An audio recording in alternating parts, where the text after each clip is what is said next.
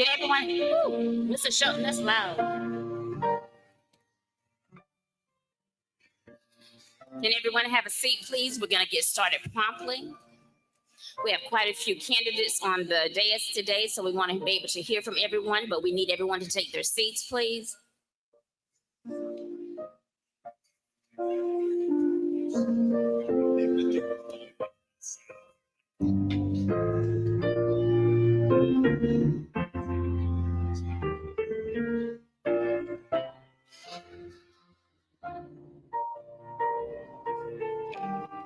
Toy Jacobs. Okay,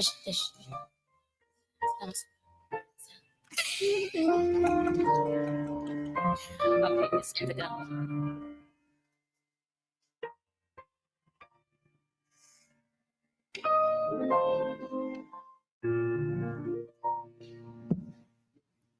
Good evening, everyone. I want to welcome you to the NPHC of Pitt County 2025 Candidate Forum. I'm going to go ahead and set the atmosphere right now, and I'm going to ask for you all to go ahead and close your eyes as we pray. Father God, we thank you for this moment and this gathering tonight. We thank you for every candidate who has stepped forward to serve, for every person who has shown up with a heart to listen, to learn, and engage. Lord, we invite your presence into this space. Let wisdom guide every word spoken.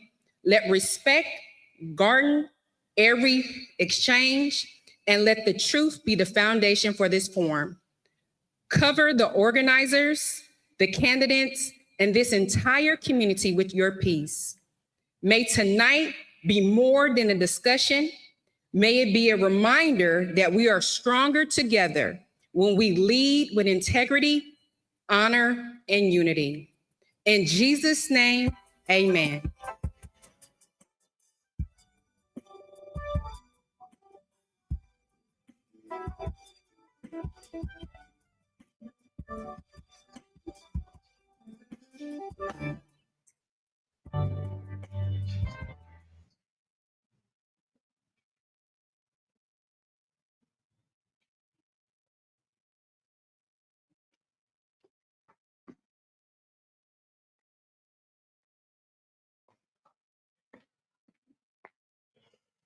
Good evening, everyone. My name is Lathan Turner. I have the opportunity and pleasure of welcoming you all to our event this evening. I want to thank you for taking time out of your busy schedules to be with us for this all-important event that we are sponsoring in Pitt County this evening. Thank you to all of our panel guests who are with us and those that will be joining us shortly. Again, I have the pleasure of serving as president of the National Panhellenic Council of Pitt County, and that includes all of the organizations known as the Divine9, and there are 9 different organizations who are comprised of members who have graduated from college and have decided to continue participating and giving back through their organizations.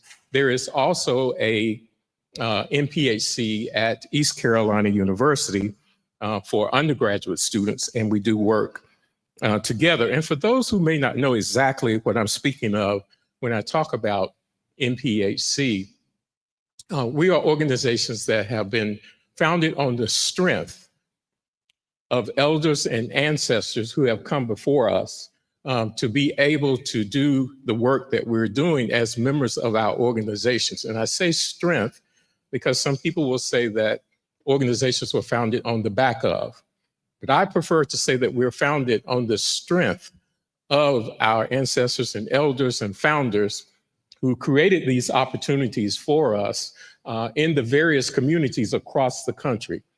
And if I started with a list of names of persons who have been instrumental in our organizations, we would be here longer than it would take for the event this evening. So I'm not going to do that.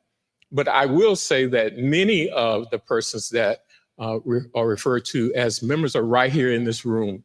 right here in this community doing a great work. And I would ask members of the Divine9 just to wave your hand where you're sitting.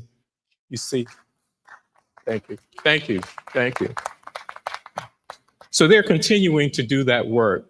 And again, I want to say to all of you that we are really happy to have this opportunity tonight to stand before you and to share by sponsoring this event, and then equally for you taking time out of your schedules to be with us tonight, to share your platform, to share your vision with us as you lead in this community known as Pitt County and beyond.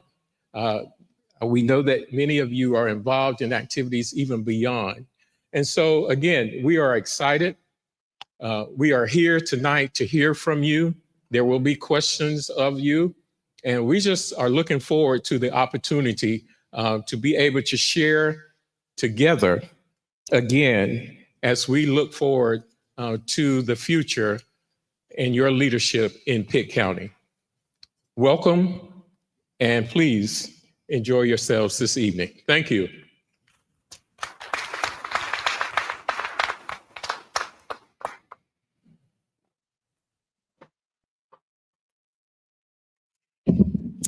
Good evening, everyone. I am Patty Sanders Smith, and I serve as the first vice president to the National Panhellenic Council of Pitt County. I have the privilege this evening of introducing our moderator for the evening, Attorney Jared Pittman, a native of Scotland Neck, North Carolina, is a graduate of the University of North Carolina at Chapel Hill, where he majored in political science. He later went on and earned his law degree from the College of William and Mary before beginning his legal career as an assistant district attorney. Later, he opened his own practice, the law office of Jared Pittman, headquartered in his hometown of Scotland Neck, North Carolina. In addition, Attorney Pittman serves as the town attorney for Rich Square and is the founder and chief officer of the Tipping Point Project Incorporated, a nonprofit dedicated to reducing violence and providing mentorship and recreation opportunities for young people. Attorney Pittman is a proud member of Alpha Phi Alpha fraternity and is married to Maya Mitchell Pittman, a member of Alpha Kappa Alpha Sorority Incorporated. Did I do it right? Together, they are raising two children, Marlo and Jones. Attorney Pittman.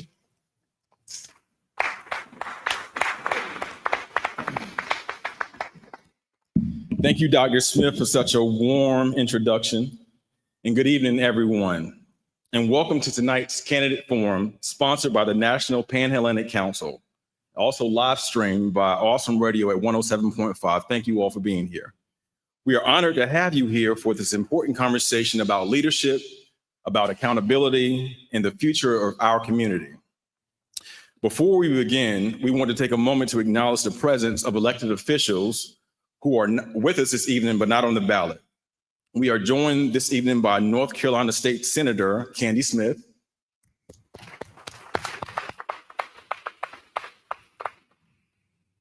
are there any other elected officials who are not a part of tonight's forum, but are present this evening?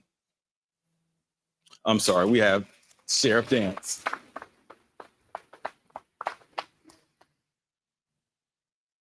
Thank you. Now, before we hear from the candidates, I want to share a few of the ground rules so that tonight's forum runs smoothly, efficiently, and most importantly, fairly for all. First, this is not a debate.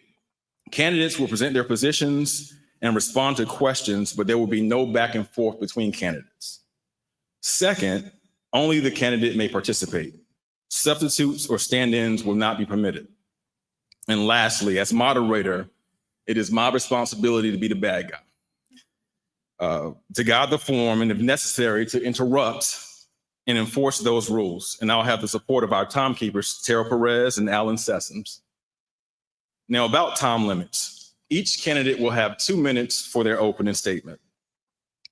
Candidates will then have 1 minute to respond to questions that are asked by the moderator or from the floor. And then lastly, each candidate will have 1 minute and 30 seconds for their closing statement. The timekeeper will hold up signs that say 30 seconds left and stop so the candidates know that their time has ended. Finally, questions from the audience have been screened or will be screened beforehand and will be asked only by me, the moderator. Okay, now that we're all on the same page, let me thank each of you again, our community members, the candidates, and our hosts for being a part of tonight's forum. This is more than just a program, it's an opportunity for us to listen closely, to ask questions that matter, and to hear directly from those seeking to serve. Tonight is about civic engagement. It's about accountability, and most of all, it's about making sure that each and every voice in this room is informed and empowered as they cast their vote on Election Day. So with that spirit, let's begin. We will start with opening statements. Each candidate will have 2 minutes, and we will begin with Council Member Chantel Hawkins of Winterville. Ms. Hawkins, the floor is yours.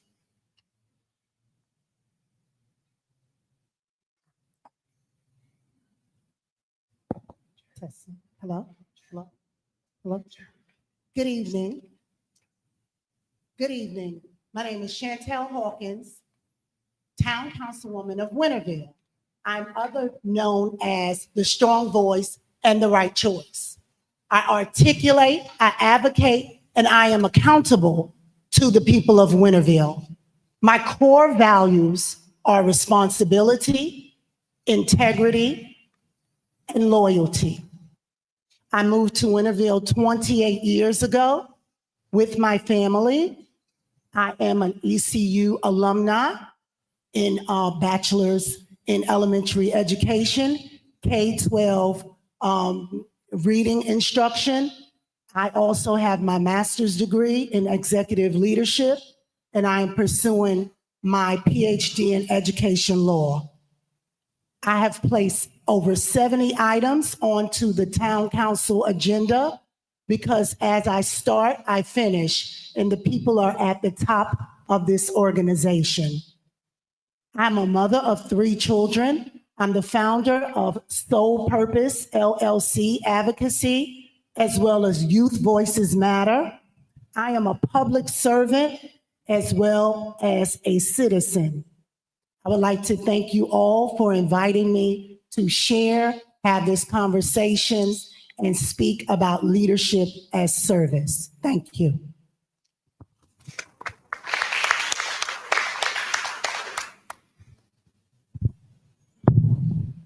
Oh, we're going to ask you to stand, please. Sorry. Good evening. My name is Sarah Parker Connor. I have resided in Aden for approximately 50 years. I am married to Frederick Odell Connor, a Vietnam-era veteran. Together, we have 2 children and have 5 grandchildren. I retired from the city of Greenville, where I gained over 30 years of professional experience. I pursued my education at A&T State University, Pitt Community College, and Mount Olive University, earning a Bachelor of Science degree in Business Administration. Currently, I am completing my first term as Commissioner for the town of Aden.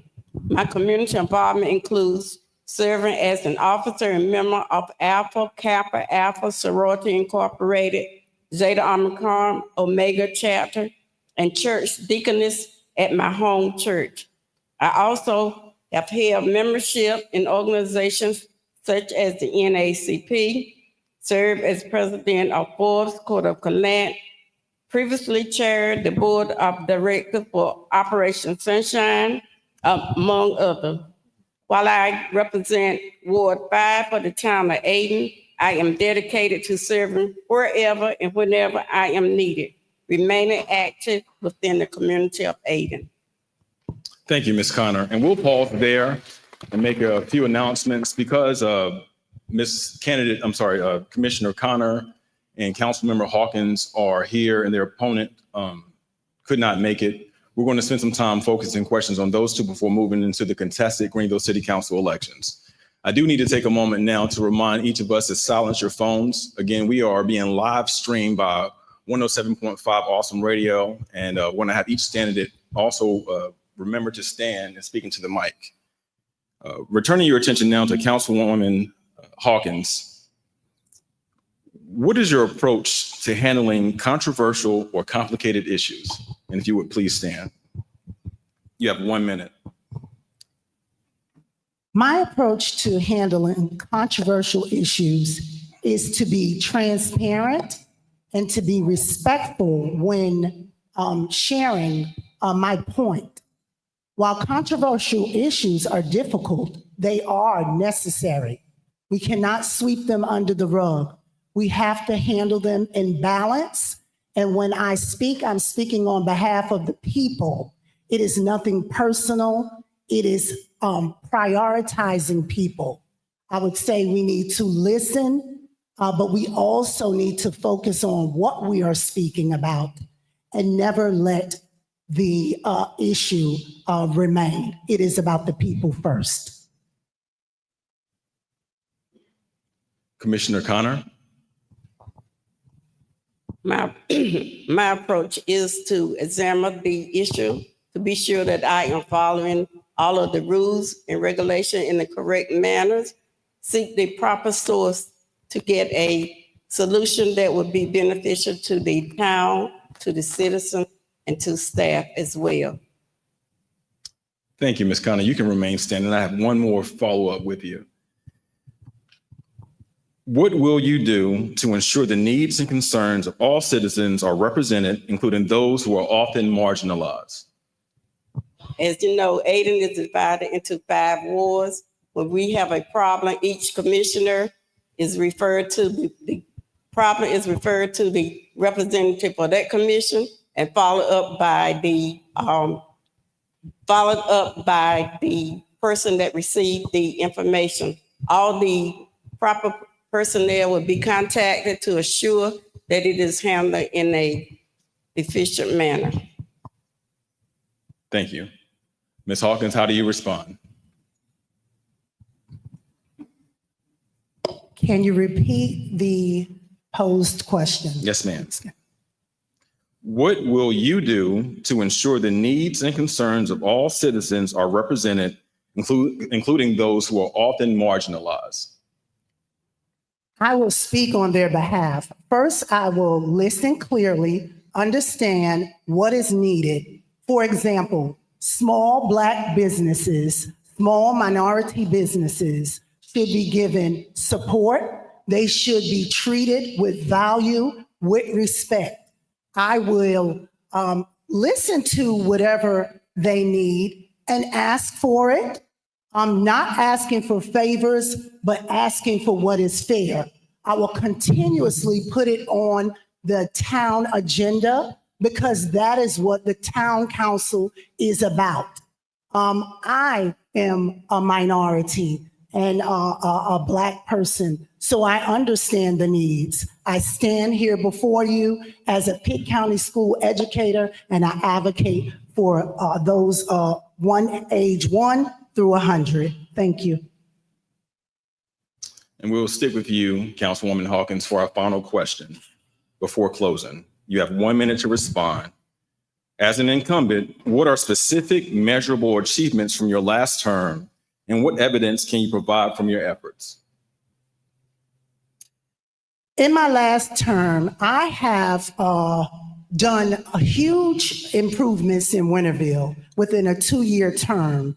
I have gotten and challenged and gotten 2 always stop signs put in Winterville on Old Tar Road in Vernon White, as well as Boyd and Mill. I have gotten a town hall. I have gotten a citizen complaint form that was dormant for 20 years.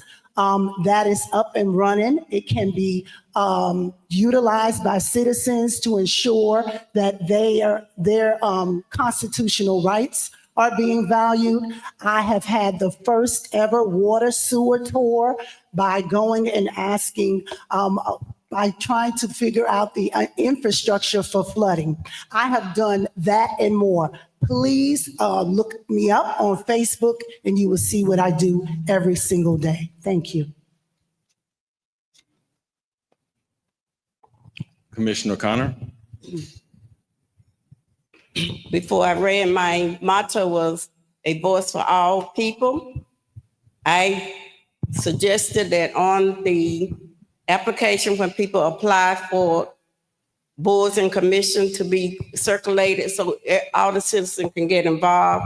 I had advocated for the citizen of the town of Ayden for a certain representative would come to that part of town. Oftentimes, the southern part of Pitt County is overlooked because of transportation and other means. People did not have ways to get to these meetings. So I had advocated to have those issues brought to town. I have encouraged certain new programs to town, such as First Friday, our Historical Society. People have lots of information that can be placed in the Historical Society. I do one-on-one by participating in different activities in the town. People bring their problems to me. They share their problem with me. Time. Okay. Thank you. As we're concluding the questions for these particular races, we will now move into closing. We will begin with Commissioner Connor. If you would give us your closing, and you have 2 minutes. I am a proven leader. I bring more than 31 years of local government experience, nearly 50 years a resident of the town of Ayden. I wish to continue to fulfill my previous campaign promise of being a voice for all people. This will be done by keeping residents informed and engaging them in town boards and commissions. I have driven growth, improvement by partnering with officials and staff and citizens. I have boosted the community involvement by inspiring participation in town decisions, connecting with neighbors through community events and one-on-one involvement. A vote for me will allow me to continue my journey of being a voice for all. Thank you.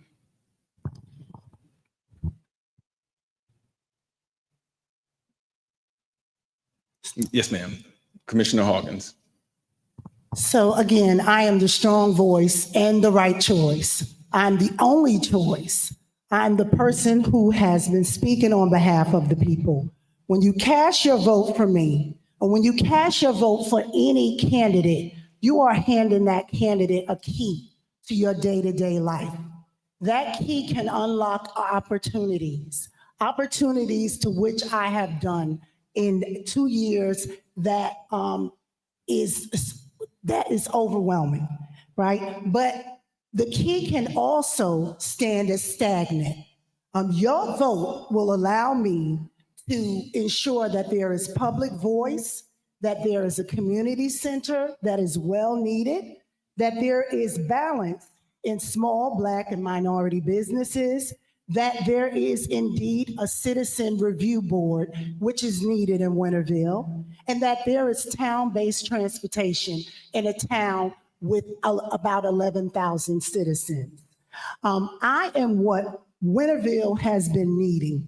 I am what Winterville deserves. And what I would like to say lastly is we must not rest until we re-elect the best. Strong voice and the right choice. Chantel Hawkins. Thank you. Thank you, Ms. Hawkins.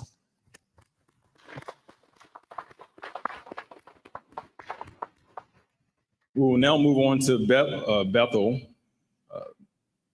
election for commission. We have one candidate present, Ms. Tricia Workoff. Ms. Workoff, you would now stand and give us your 2-minute opening. Good evening, everyone. I am Tricia. I am new to running. I'm a little unconventional, and I come from a small town, so I'm probably going to be a little different than everyone else. I just moved here a couple of years ago to Pitt County. I was born in Rocky Mount, moved away, and then came back here and have enjoyed acclimating to Pitt County and finding our niche here in up north of the river in Bethel. I bring a lot to the table in Bethel.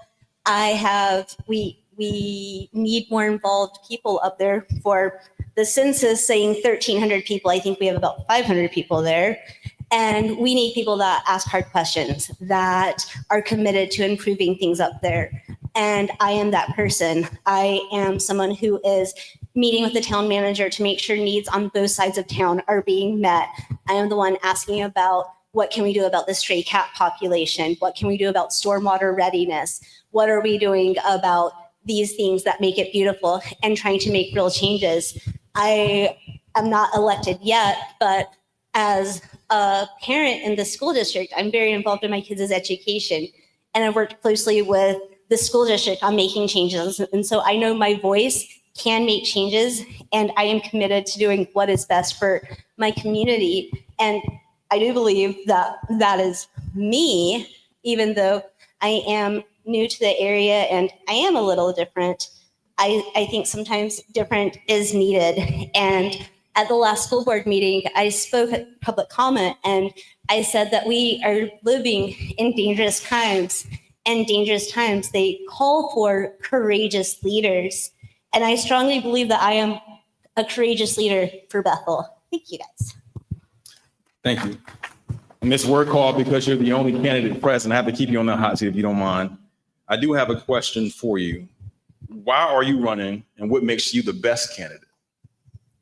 I am running for public office because I believe in Bethel. I'm very passionate about the community up there.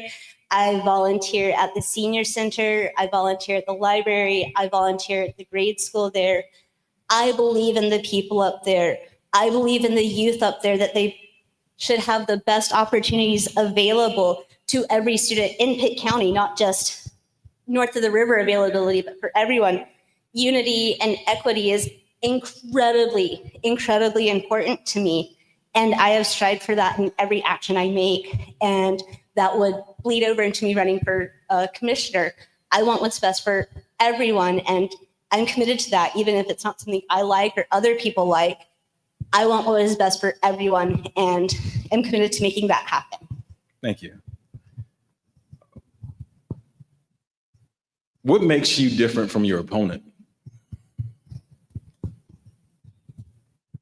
Well, I am not a lifelong resident of Bethel, and that has me standing out a lot from the other 9 people running for commissioner. Also, though, I am very committed to asking hard questions. I have zero problems looking at someone and wanting to know why they allowed their employee or volunteer to do the things that they did, and how they were planning on holding them accountable because it was unacceptable what they did.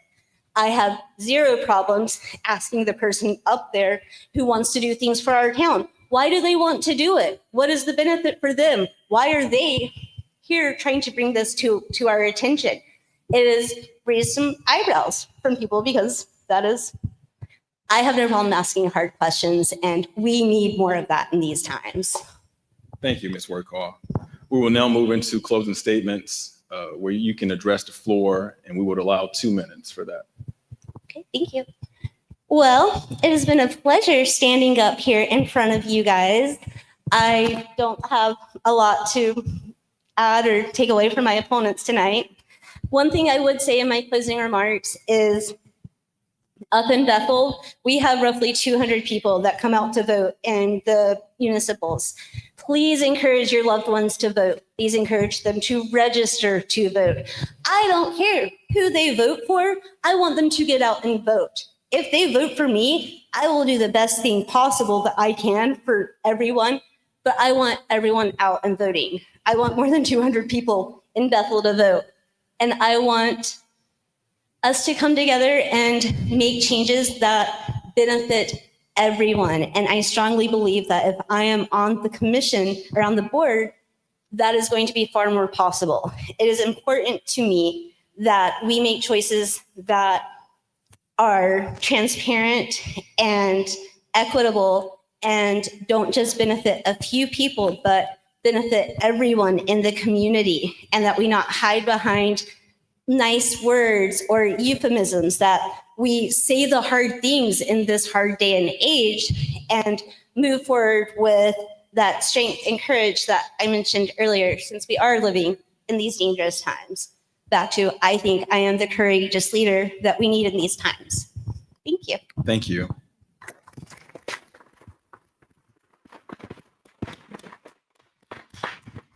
We will now move into our Greenville city elections. We will begin with District 1.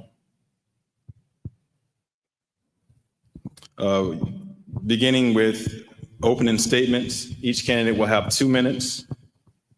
We will begin with challenger Arjanae Jones-Williams. Good evening, good evening.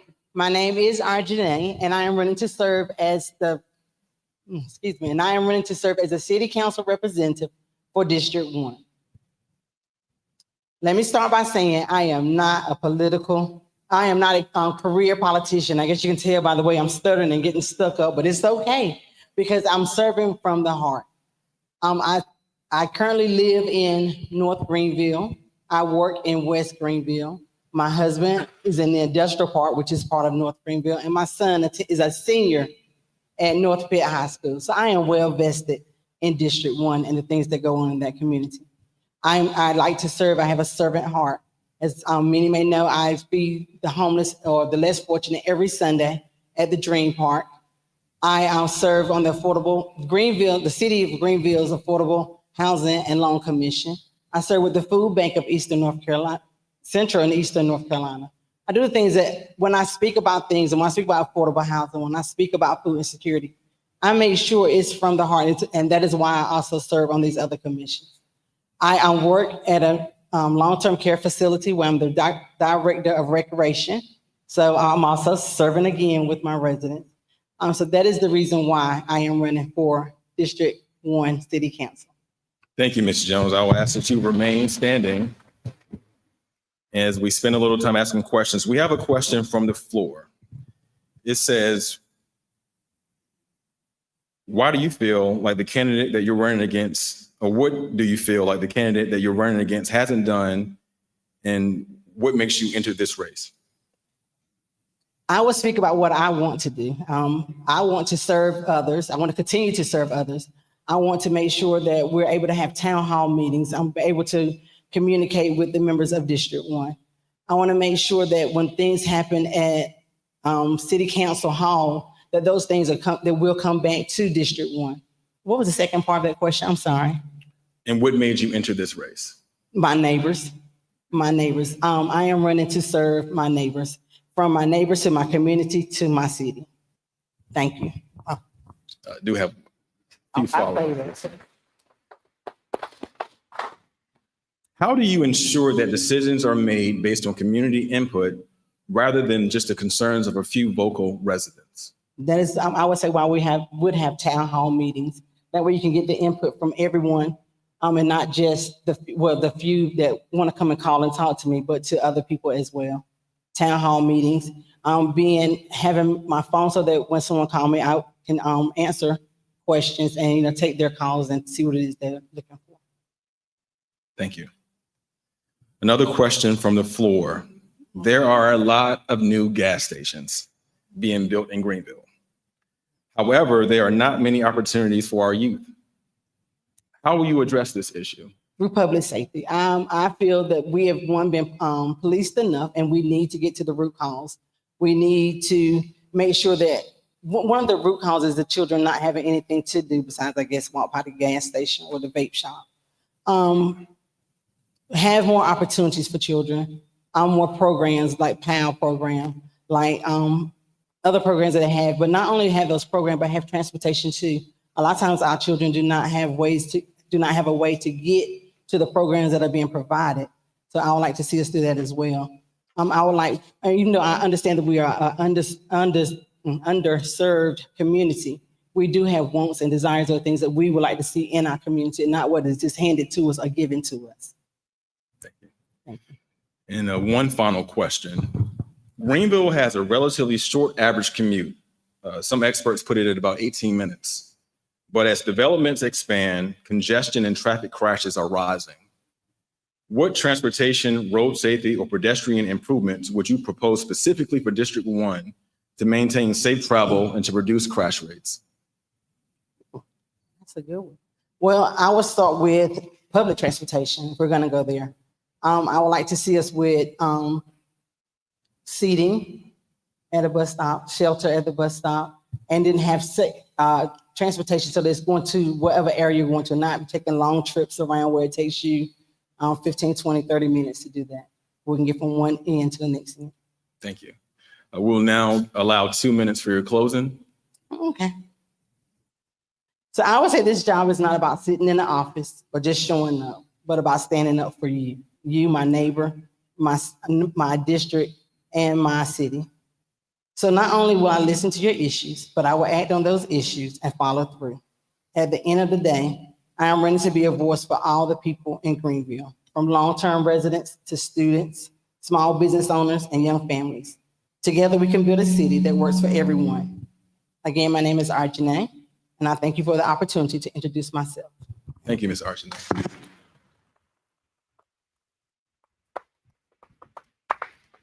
I realize that I'm skipping around, but there are contested races with both candidates present, and then we have those that do not have an opponent in the room. So I'm going to skip again to another candidate who sits alone.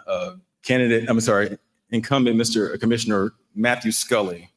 If you will begin with your 2-minute opening. Sure. Thanks. Good evening. It's great to be here with you all.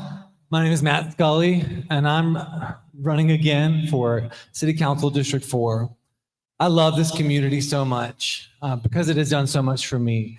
I moved here in 1999, went to ECU, and that place took care of me. I'm a School of Music graduate, and had such a great experience over there at ECU. Then I moved to New Orleans and sang with the New Orleans Opera Association and moved back here after Hurricane Katrina. And this community opened me and my wife with open arms and took such great care of us in our moment of need. And I just feel a debt to this community. I feel love for this community because it has given me so much. I want to give back so much. And then I worked at St. Paul's Episcopal Church. I did youth ministry and campus ministry. It was such a great experience, helping to lift up and nurture young people in their faith journey. And then we opened up the Scullery downtown. And this community has been amazing through the life of our business there, supporting us through the start of the business and through the COVID process. It was just such a great experience, and all along the way, receiving love and support from this community. So I want to give back, and I'm a servant. I don't know if you heard from my little resume, I have a servant's heart. I'm here to serve, and I love serving. I love this community, and being on city council is a wonderful opportunity for me to do just that. So what do I want to do? I want to focus on affordable housing. We've got 50 houses we're going to build in 10 years. I want to focus on public safety, supporting our fire department and our police department. I want to have sidewalks. I want to have ADA compliance. I want to have greenways. We're getting some benches and shelters at the bus stops. I want to support businesses, keep bringing these wonderful employers to our community, lift up downtown, especially through this construction process, making sure we have a vibrant downtown. There's so much, and 2 minutes ain't enough to tell you about all the exciting things that we have in store for this community. I just love this community. I love all the people in this room, and I can't wait to continue to serve you. Please give me 2 more years to serve this community on City Council. I'll do my best for you. Thank you. Councilman Scully, we're going to stick with you. Yes, sir. And you mentioned community, so let's stick with that. If you are reelected, what will you do differently this term to foster a stronger relationship with the community? Wow. I love this community, and I'm going to keep working at it. I'm going to keep talking to people. I am available every day. I work in the middle of town, and people come in and talk to me about city issues. And some people might be annoyed by that, but not me. I want it. I love talking to people that come into my business. I love answering emails. I love answering phone calls and helping citizens find the resources that they need. I'm going to keep doing that. I'm going to keep going to everything that I'm invited to, all the ribbon cuttings, all of the wonderful community events that we have in the city. And because all of those events, I have opportunities to engage with citizens, to learn about their needs, to learn about their passions and their wants and their vision for our community. Because that's what I want to know. It's not about me. It's about serving this community and being a leader, a compassionate leader for Greenville.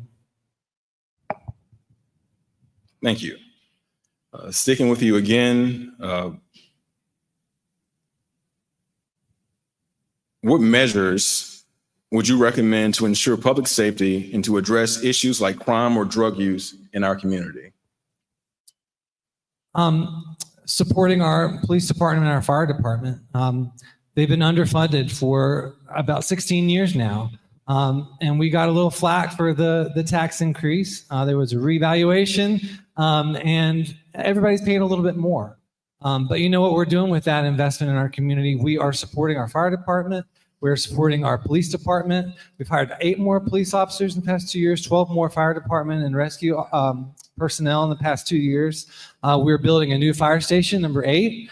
We are revitalizing all the fire stations and police stations, making sure that they are supported and feel good in their work. We're giving them raises, better benefits, better hours, just really trying to take care of those men and women that take care of us in our time of need.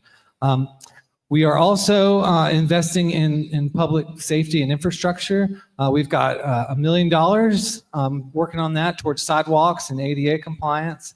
And we are also trying to take care of people.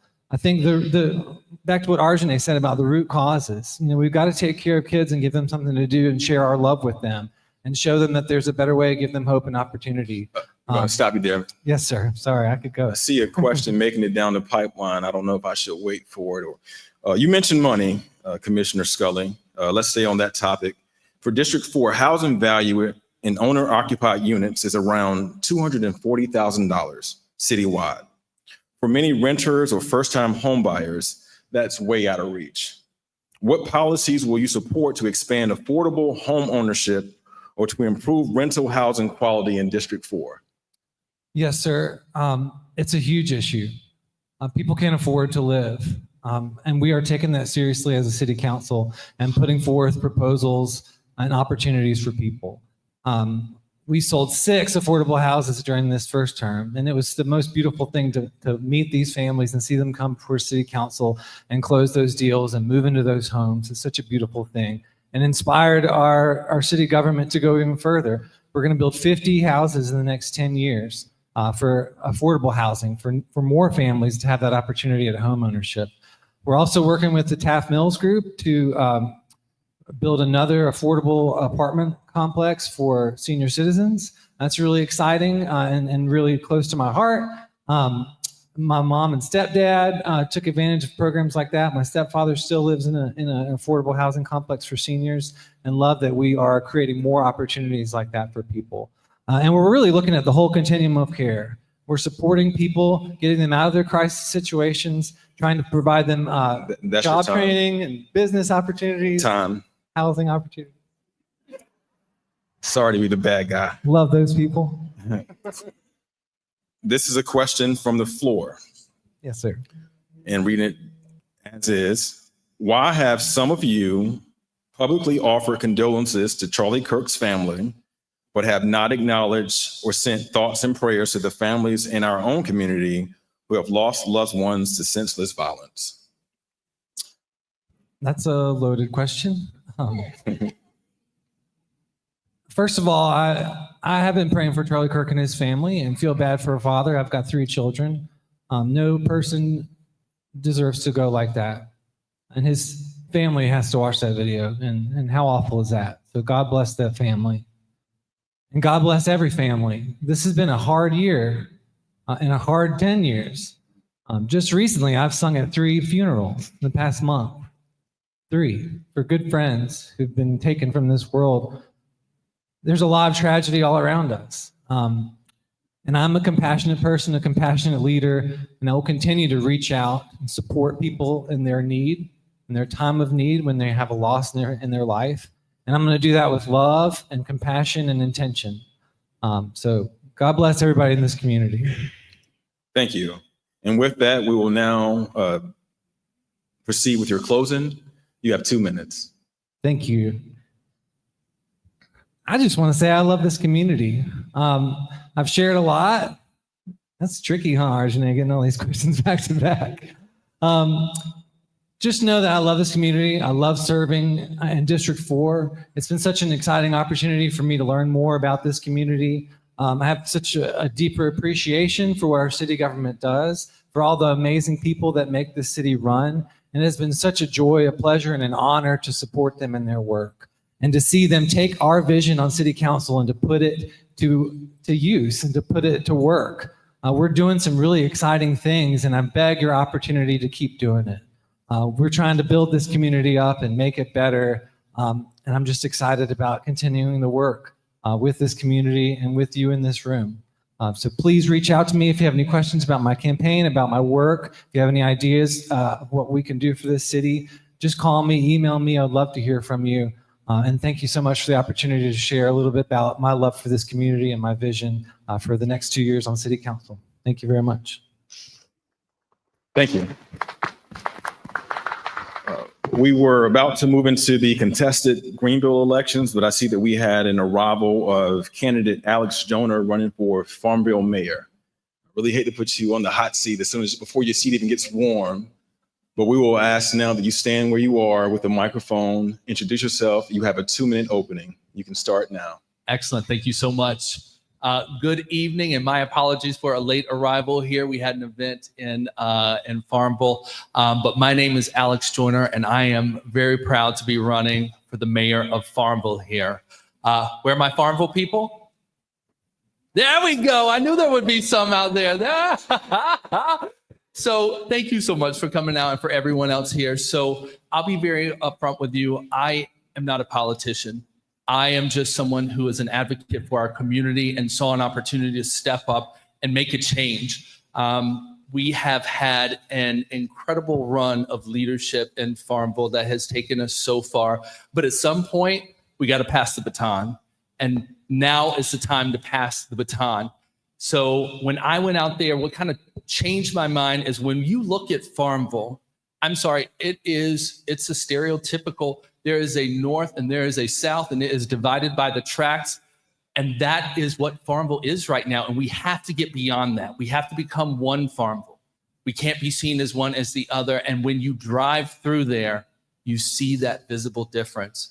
So I started talking to the community and saying, what can we do? And what are your feelings? And to hear people say, I don't go to the town hall and talk to the government anymore. They don't care what I have to say. They don't care about my concerns. I knew I had to step up.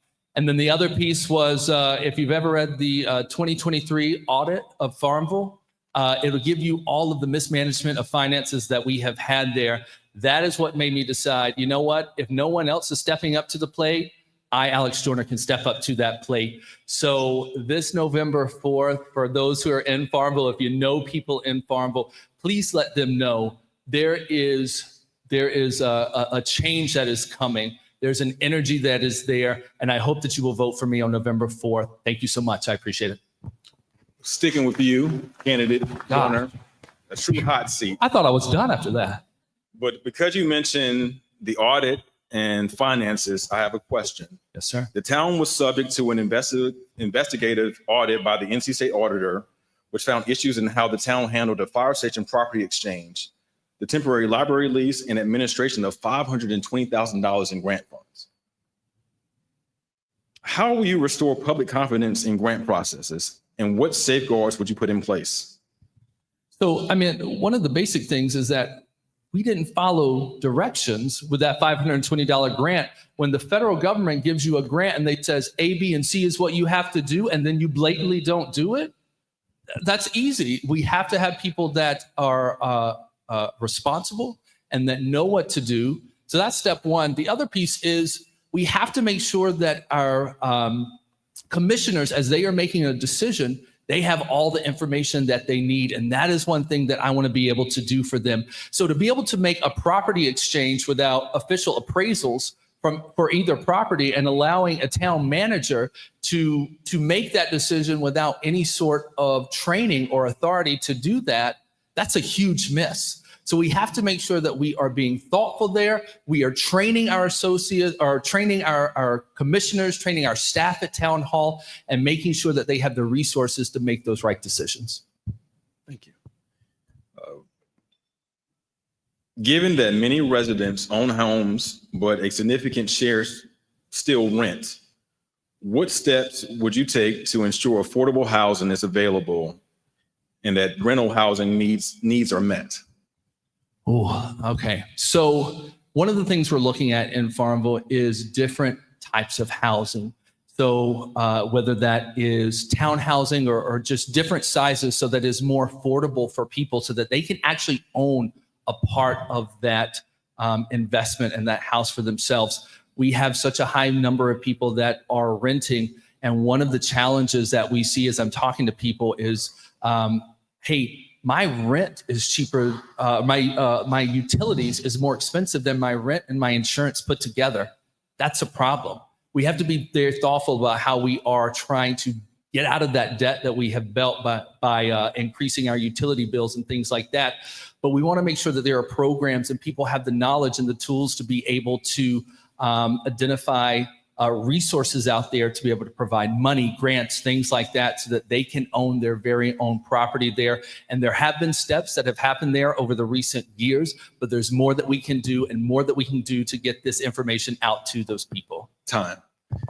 Thank you. And we have other races that we will need to get to make sure we are in line with the time tonight. I do have one final, well, you have one final statement to the audience. You can give a 2-minute closing and you may begin at your convenience. So as I mentioned earlier, and I feel like I've talked quite a bit about myself over here since I stepped up here, I am here to lift the voice of the people. And the majority, what I feel is a good majority of our community, do not feel like their voice is lifted within our government and within that town hall. So that is my role and that is my vision here as a mayor. Not being a political person, I never dreamed of when I moved here to Farmville that I would be running for mayor. So what I do in my professional career as a project manager and as a product manager is I build a network of subject matter experts that I'm able to call on. And that is what I want to bring to Farmville is the collective voice of the community to be able to tell us this is what we need as a community, not a handful of people, not a small group of individuals that are able to control our government and run it because they always have. We have to be able to break those walls down. And that is what we're looking to do here. And this is where I truly, whether you live in Farmville, you know someone for Farmville, please start to share that message and let people know there is someone out there that is fighting for them. I'll tell you, our current mayor has gone uncontested. He's been in the government for 18 years now. People don't even know that anyone is stepping up to face him. So we definitely want to make sure that people are aware of this. The other thing that I'm trying to get out there, again, that education is key. That audit of Farmville from 2023 that you just mentioned, it is pretty informative and gives you a very clear picture about what our government has been focused on over the past few years and the handful of people that money continues to go to. So I ask you today, please speak to your friends, your families, your neighbors. Let them know that there is change coming to Farmville, and Alex Joyner is that change for them to be mayor of Farmville. Thank you. Thank you, Mr. Joyner.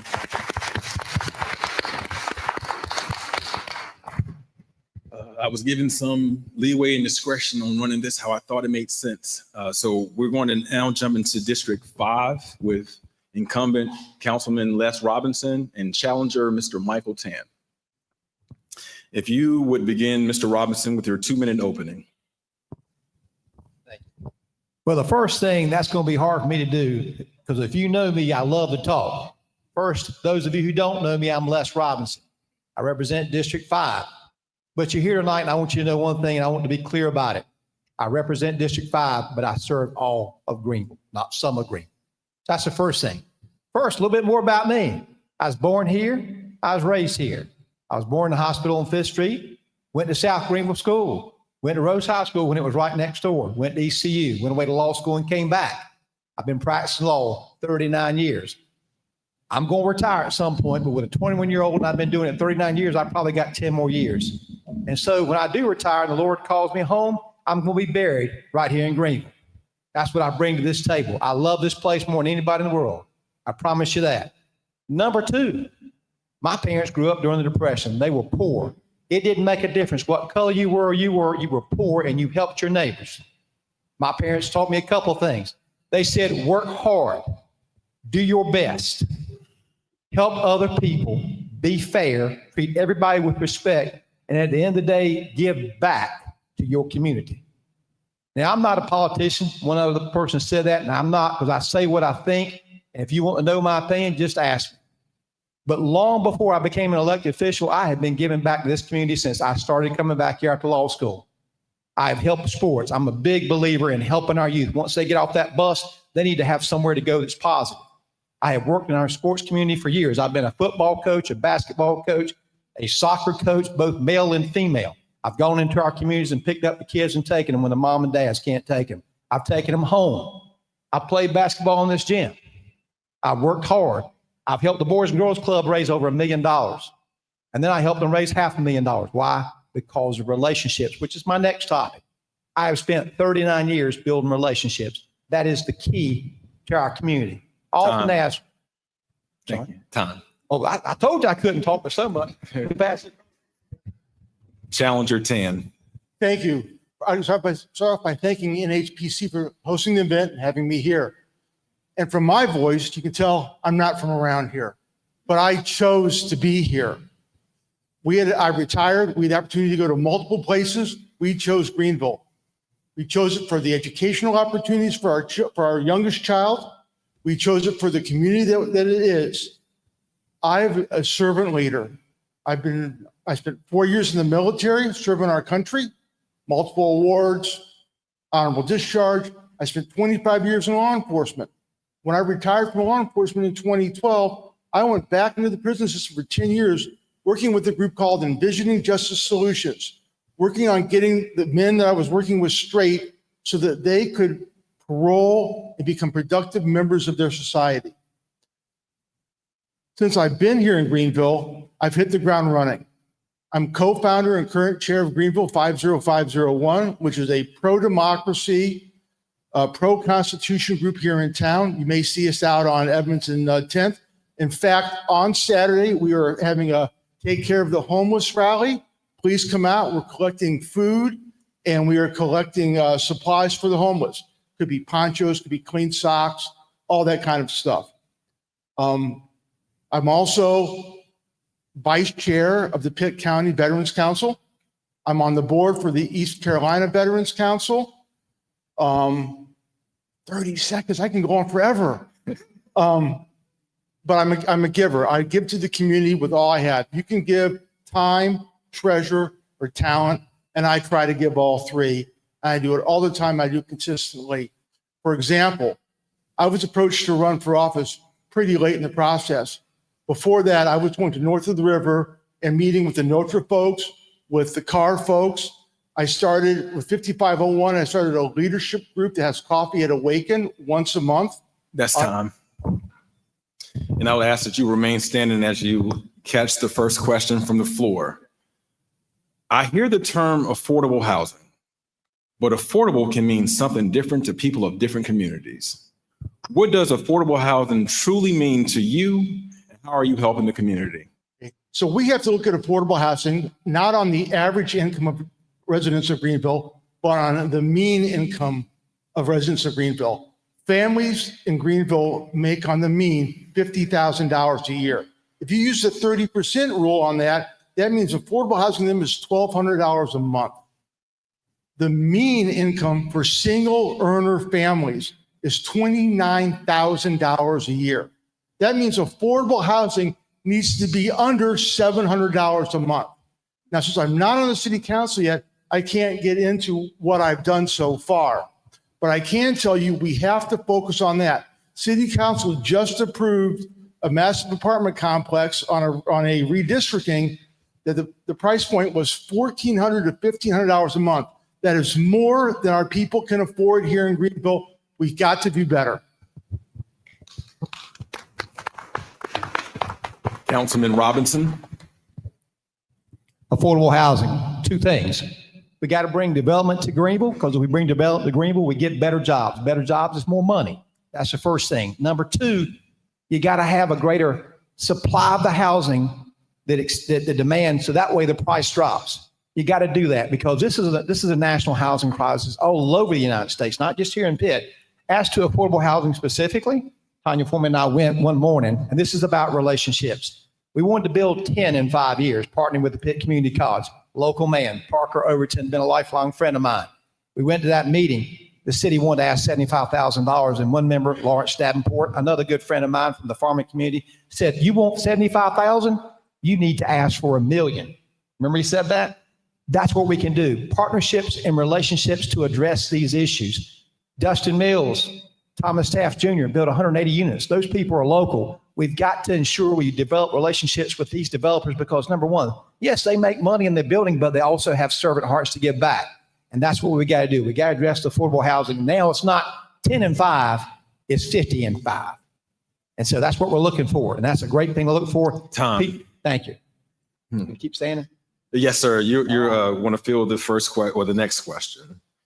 With about 40% of the city's population being under age 30 and a city median age of about 29, how will you ensure services for youth, including jobs and recreation, and future growth in District 5?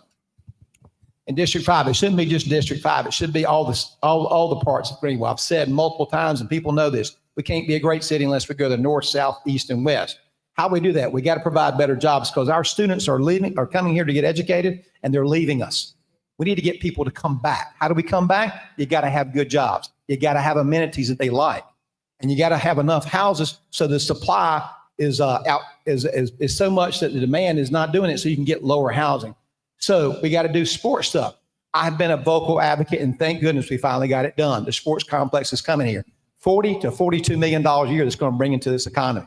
You got to feed back into the sports programs that Jarrett, you and I get into and volunteer. We've been doing for a life, since my career and yours too. You got to help our youth. When they get off that bus, we got to make sure they have something to go to and not a bad influence, alcohol, drugs, or gangs, or anything like that, because that's how we save our youth. We got to start there and the young people. We got to make it so it's a destination city. I'm tired, folks. I'm tired of us not getting what we deserve out of Raleigh. We need to build relationships so when such and such county gets $20 million a year airport, we need to get it. Thank you. Can you repeat? Oh, no for me, problem. please? Thank you. With about 40% of the city's population being under age 30 and a city median age of about 29, how will you ensure services for youth, including jobs and recreation, and future growth in District 5? First thing is, we underserve our youth that are even younger than that. When you build an apartment complex with 600 units, there are 2 and 3 bedrooms. Why are we not making the developers build a playground there? Why are we not having developers put in sidewalks on both sides of the street and in front of the development so people can get from point A to point B? We need to work. I'm a big believer. I'm retired law enforcement. I believe in the police interacting with our youth. To do that, we need to stop with the police activity leave. It's a great start, but we need to go to community-based policing where the cops get out of their cars, walk with the kids and the young folks, find out what's going on in the neighborhood and doing the right thing. Because if we have those bases at the earlier age, we can build on that as the kids grow older. We have to work at nightlife. The only bars are downtown. Who wants the 29-year-olds go hang out with a bunch of college kids? Do we want neighborhood bars or places for adults to go to? One final question from the floor.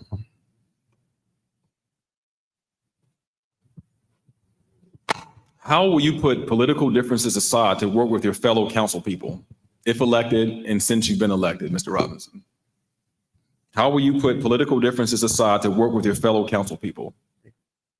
Well, hopefully all the incumbents win and I fit right in with them. That's the goal. However, if somebody from the other side works that way, we have to imagine that they are on the city council because they want to make positive change. And we have to figure out how that positive change works for both of us. When you have that as your basis, you can then build that relationship to do the right thing. Because being on city council is more than just party politics. It's about doing the right thing for the most people that we serve. I was short that time. Do I have 30 more seconds?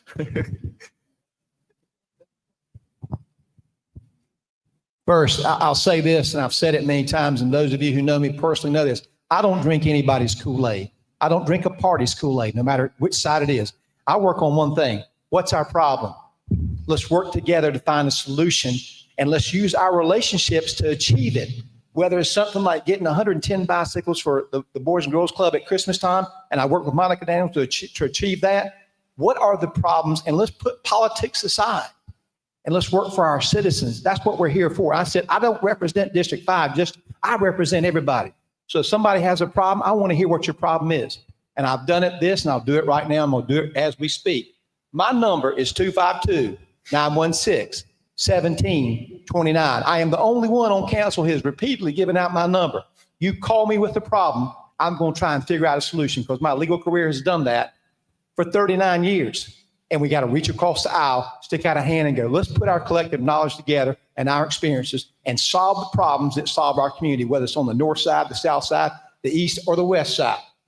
Thank you very much. I appreciate your vote. And more importantly, I appreciate y'all coming here now to express your concerns and voice, because that's above everything as a Tom, since you have the mic, we'll now move into closing statements. You have 2 minutes. All right, that's going to be quick for me again.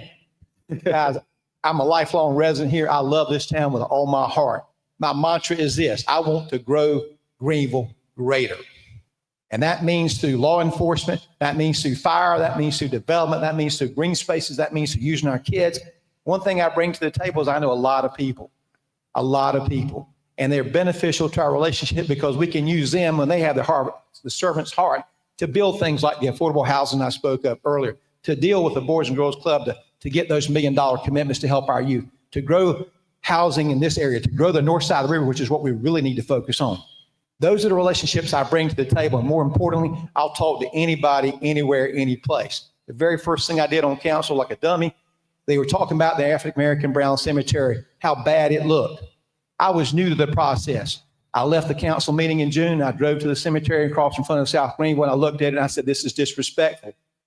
I walked every gravesite out there. I called Monica Daniels and said, we can fix this. This is not what we need. This is not what Greenville's about. This is disrespectful to those who are there in that cemetery and their heirs. We fixed it within 2 weeks. That's what I'm about. It's about solving problems, identifying and solving, and working together regardless of where you're at. And that's what I stand for. I work with anybody, anywhere to make our city the best place, the beacon of the East. And as I say, together, let's grow Greenville greater. So I appreciate y'all coming out again tonight. I appreciate y'all spreading the word. Most importantly, everybody get out and vote. Your vote is important. And when you come to District 5, I hope if you're in there, I hope you vote for me. Appreciate your time.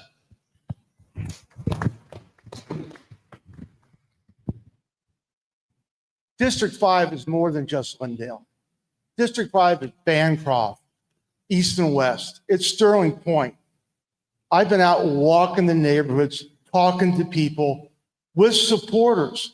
I bring in local people that live in the neighborhood to walk with me, to introduce me around so I can understand what the people in each individual neighborhoods are going to.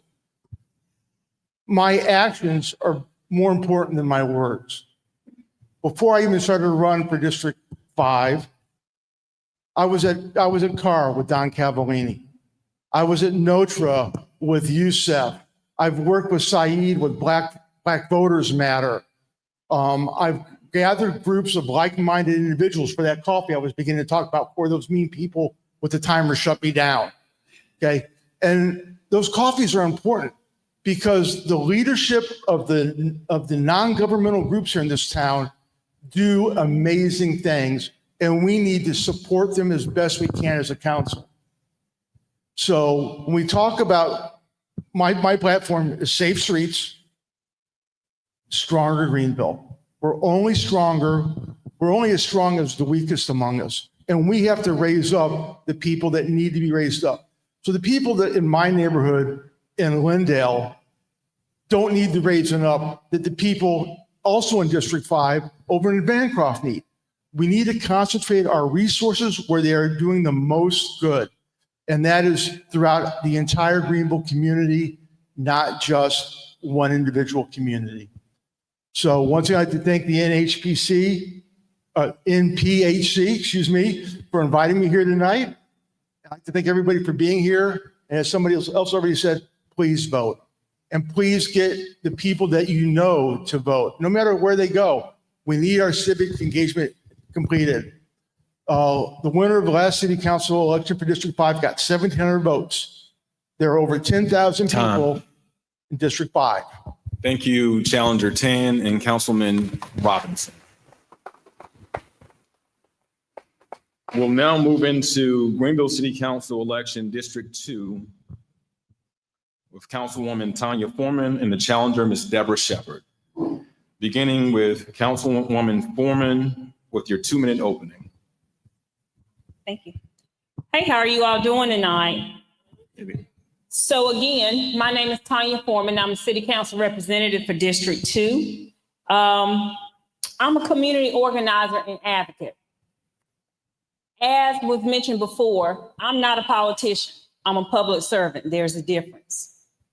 I will not be morphing into a politician either.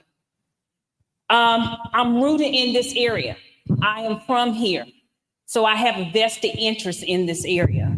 And I demonstrate that through my connectivity in the community.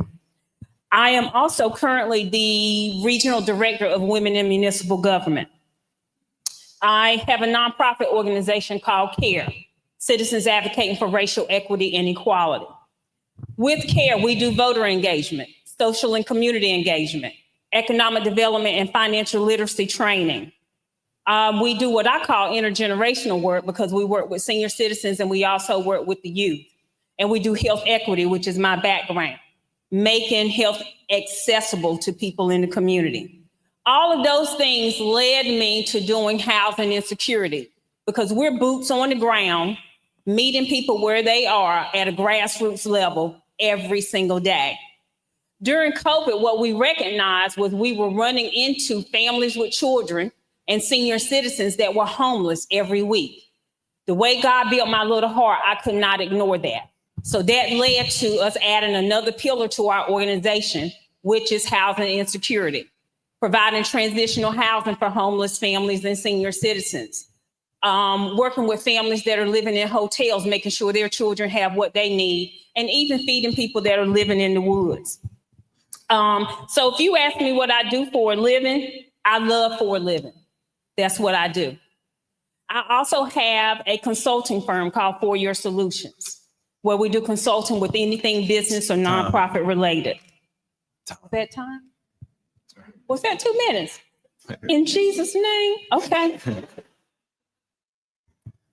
Challenger Shepherd with your opening. Good evening. My name is Deborah Shepherd. No, I am not from Greenville. I am originally from Snow Hill, North Carolina. Lived there for 18 years, but now I've lived in Greenville for 22 years. I can go all day about the work that I've done. I run a nonprofit called Heartoscope. The last 5 years, we've invested in our underserved communities over in West and South Greenville. I advocate for victims of trauma. We've advocated for trauma-informed schools. I sit on the City of Greenville Recreation and Parks Commission. I've sat on the City of Greenville's Human Relations Committee. I've also sit on the state level with the Juvenile Justice Planning Committee. I've worked with people from one community to the next. I work with people, doesn't matter what party, what source of income, how much you make, how little you make. I'm working with whoever I need to work with to get things done. Now, if people want to ask me why I'm running, here's the thing. If we look at the numbers from last election, we only have about 11% of people voting. What that tells me is it's not just about a barrier thing. It's not just about people can't get to the polls. People don't want to go. They don't feel included.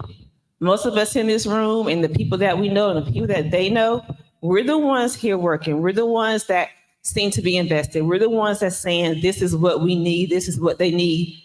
But if 11% of people are voting, that's a whole nother group of people that we have not reached. So for me, in order to truly speak for a community, we have to get those people engaged. They're just not engaged. They're just not engaged. And for me, I want to come into this seat and be the person who doesn't just express how I feel and my thoughts about what's happening in the community and policies on the dais. I want to be the person who's actually out there in the community, talking with the community members, talking with the small business owners, and getting them involved, because it shouldn't just be me and anyone that I'm sitting with making the decisions. The community has to get involved. So if you want to know why I'm running, it's because I don't want to do this by myself. Thank you. Tom. And Challenger Shepherd, since you have the mic, Sure. beyond social media, what specific channels do you use to gather feedback from your district, or you would gather from your district if elected? There's a few things. So I know people say she's a social media queen. That's cute. I work really hard. And I would say this. So even with my nonprofit Heart and Scope, people see the success of our events. I tell people all the time, social media is about 5% of who we reach. We go out into the communities. We're knocking on every single door so that they know exactly what's happening. For me, what we have even worked on now, what most people don't know is today we just launched our small business listserv. Over the last 2 or 3 months, we've worked to identify just about as many small businesses in District 2. Reason for that is there are decisions being made for communities and small businesses, and they don't even know what's happening. We sent out an email to about 300 small businesses today, and that's going to continue. Thank you. So for me, it's not just about social media. It's actually identifying community leaders. It's getting newsletters out to the different neighborhoods so they know what is happening on city council, what's happening with different boards and commissions, because I understand that social media is a small part of the communication piece. Thank you. Councilwoman. You giving me the social media question? Beyond social media, what specific channels do you use to gather feedback? Okay, well, that doesn't apply to me. I'm not a social media queen. Again, I am boots on the ground and I serve our community at a grassroots level. What I've done, and I won't talk to you philosophically about what I think should happen. I won't give you any thoughts of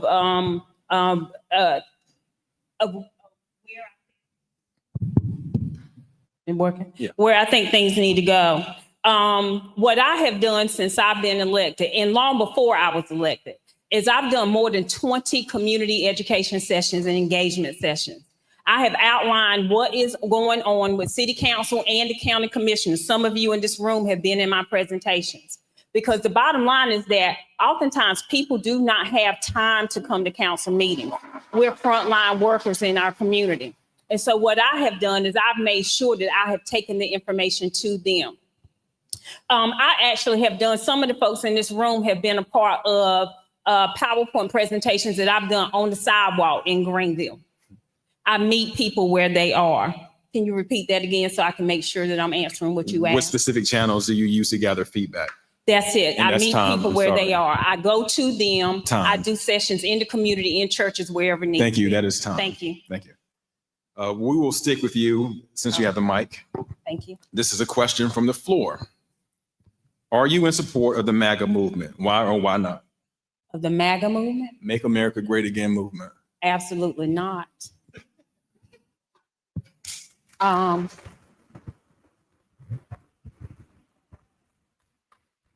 don't get my words twisted. I absolutely am not. I am about our nation's movement. I am about humanity. I'm about our community's movement. Let me share some scripture with you since we went there. I'll tell you who I am as relates to community. We can't make America great again unless everyone has the equal opportunity to be great.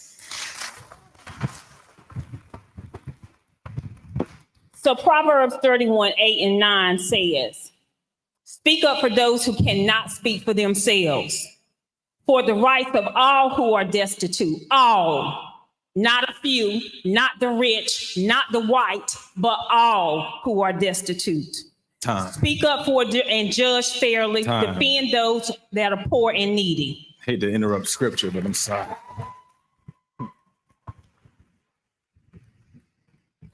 Candidate Shepherd. No, I am not in support of the MAGA movement.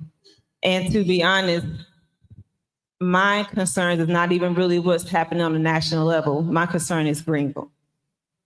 I'm concerned with making Greenville better, making Greenville a place for everyone to feel included. And I would hope that anyone who's serving has the same goal. At the end of the day, we all want the same things. We want safety, we want opportunities, we want security. That doesn't belong to a party. That doesn't belong to an entity. That belongs to people. I don't get caught up in any of that stuff. At the end of the day, if I know that my neighbor has somewhere to sleep, that have food, their child has the same opportunity as everyone else, that's my concern. The minute that we don't have that, and for the most part we don't, then that's the problem. Not getting involved in what anybody else has to say, but how can each person work together? Our kids have to go to school together, serve together. I'm concerned about Greenville and nothing else. While you're standing, candidate Shepherd, another question from the floor. Given the proposed new developments in West Greenville and other neighborhoods, what measures would you take to prevent the displacement of longtime Black residents and Black-owned businesses in gentrifying neighborhoods? So first of all, one of the biggest things that we need to push is home ownership with our residents. A lot of our residents don't even own, they rent. So let's just start there. They don't have a voice. We have to push home ownership, but with that, we have to make sure that they have access to jobs, and not just jobs where they can just pay their mortgage. Because when we talk about affordable housing, it's more than just being able to afford the mortgage. You have to make sure that the city has strengthened their partnerships with places like Pitt. I'm not even going to talk about ECU, but definitely Pitt, so that they have access to programs so that they can receive any type of certification, so that when they do get their homes, they don't have to worry about trying to pay someone to go into their budget to pay for home repairs. They already have those certifications. And bring in jobs, not just jobs that's for people who have degrees, but good paying jobs for people who may just have their high school diploma or GED. Because we don't want them displaced, but we want them to be secure. And so when they're secure, they feel like they have a voice. Thank you.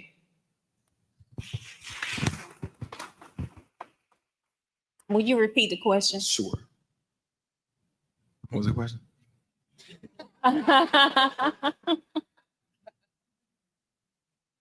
Given the proposed new developments in West Greenville and other neighborhoods, what measures would you take to prevent the displacement of longtime Black residents and Black-owned businesses in gentrifying neighborhoods? Okay, so I won't talk to you about what I think needs to be done. Again, I will share with you what I have done and have been doing for years. As it relates to displacement and gentrification, I agree that we need to work on home ownership, but there's steps to that. The bottom line is that we have perpetual renting situations in our community, but that is related to us not making proper decisions as it relates to jobs and when we bring industry into the community. One of the things that I've done as an elected official is we've got Boviet Solar that has come here and brought 1,000 jobs. Whenever Boviet Solar came, they bragged about the average income being $53,000 per year. I said to ENC Alliance, don't come before me again without letting me know what the minimum wage being paid is. Many of the people in it, actually, I'll give you the figures. Over 20% of the people in our community. Oh, sorry, Tom. You was about to get into it. I know, I'm sorry.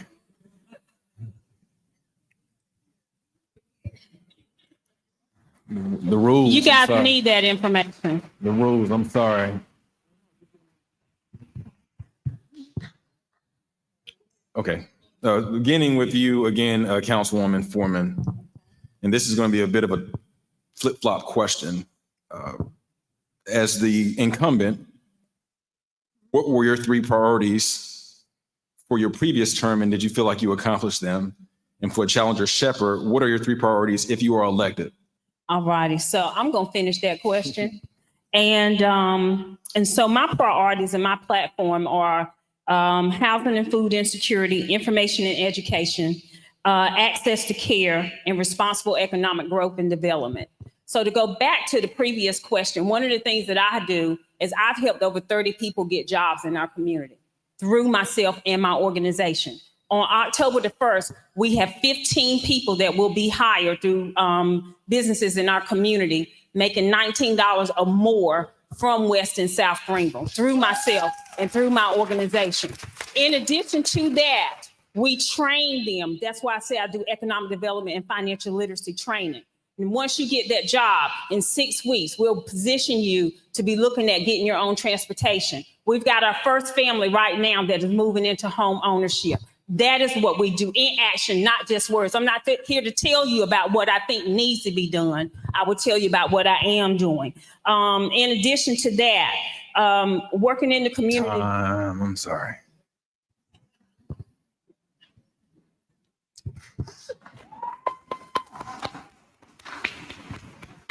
Candidate Shepherd, what would be your top 3 priorities if you're elected? First priority is public safety. And when we talk about public safety, we're always talking about policing and making sure the police department is funded. But public safety has to be prevention focused.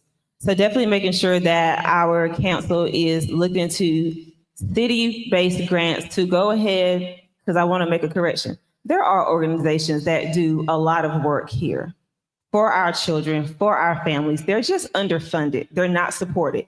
They don't have the funds. They don't have places to operate.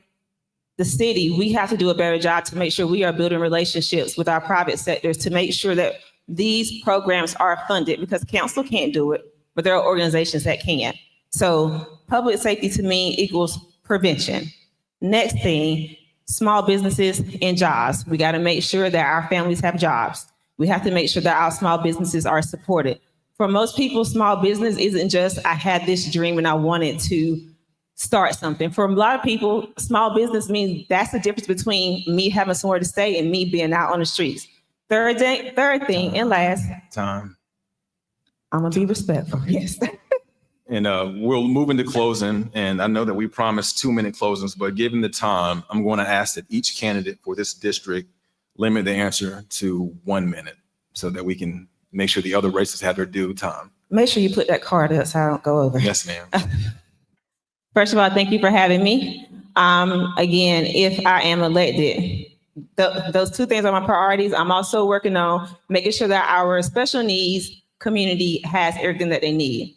I am here to make sure that it's not just me or anybody on council doing the work alone, that the community is involved, that the community is engaged. We just have to do a better job with that. 11% of people voting is not good. 11% does not speak for everyone in this community. So I am running to make sure that the city council doesn't make the decisions, but the citizens do. And that means getting out there, getting them involved, making sure they're showing up to the council meetings, making sure that they're showing up to the boards and commissions meeting, and making sure that they are actually sitting on our boards and commissions so that when decisions are made, it's reflective, not just of the people on the council, not just people that they're connected to, but that the decisions that are being made is reflective of everyone in this city.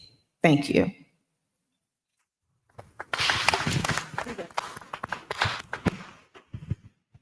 Closing remarks. Okay, so in closing, number 1, I want to say to you all that representation matters. We're living in a very trying time. Oftentimes in these roles, one of the things that I knew before being elected that has been confirmed for me since I've been elected is that being an elected official in many of these roles, people treat it like joining the Glee Club. This is not the Glee Club. The decisions that we make impact hundreds of thousands of people. And I know you might wonder how hundreds of thousands when Greenville only has 100,000. That's because Greenville is the hub of Pitt County and Pitt County is the hub of Eastern North Carolina. What we do, what we say, and the decisions that we make matter and affect thousands of people. In these roles, we don't just need somebody that you know their name or that sits at the front of your church pew. We need people that are caring, number 1. Number 2, that are comprehensive. Yes, we do need to know what's going on in the local area, but we need to know what's going on in the state, and we need to know what's going on in Washington, because guess what? We're your front line. Time. And we need to be connected, capable, and committed. Thank you. Councilwoman Foreman, candidate Shepherd. We'll now move on to the Greenville at-large race. We have challenger Will Bell and incumbent Ms. Portia Willis. We will begin with the opening statement, beginning with Ms. Willis. You have 2 minutes. Thank you so much. Good evening, everyone, and thank you to the organizers of this event. My name is Portia Willis, and I am your at-large representative for the city of Greenville. It's a pleasure to be here tonight. I am a lifelong resident of Greenville. I am a wife. I'm a mother. I am a small business owner and entrepreneur, and I'm a community leader, elected in 2023. Before being elected, I served in community service roles as an advocate, as a victim services coordinator for our DA's department, and an education director as well. I have served on the boards of Greenville, let me get it right, the Center for Family Violence Prevention, as well as Daughters of Worth, and I had it written down here, and the Board of Adjustments for the town of Winterville when I lived there. As your council member at large, it's been a pleasure to be able to serve you. I've been able to do so in a variety of different ways. For example, being present and in the community. My goal over the past 2 years has been to be a recognizable face for you to know who's representing you and be able to be someone who you say, you know what, who's approachable, and to say, you know what, I have a concern and I want to bring it to you and see results being done as a result of that. In addition, I have been able to lead, like I said, with those real results and the change that I've talked about in the 2003 election, those being public service, supporting our small businesses, and growing responsibly. I also lead with people in mind. I feel like that's the reason that we're here, to keep people at the forefront of what we do and make sure that we're leading with a heart to serve individuals. In my eyes, that is common sense leadership. It's been a pleasure to serve, and it's my goal to continue doing so. Thank you.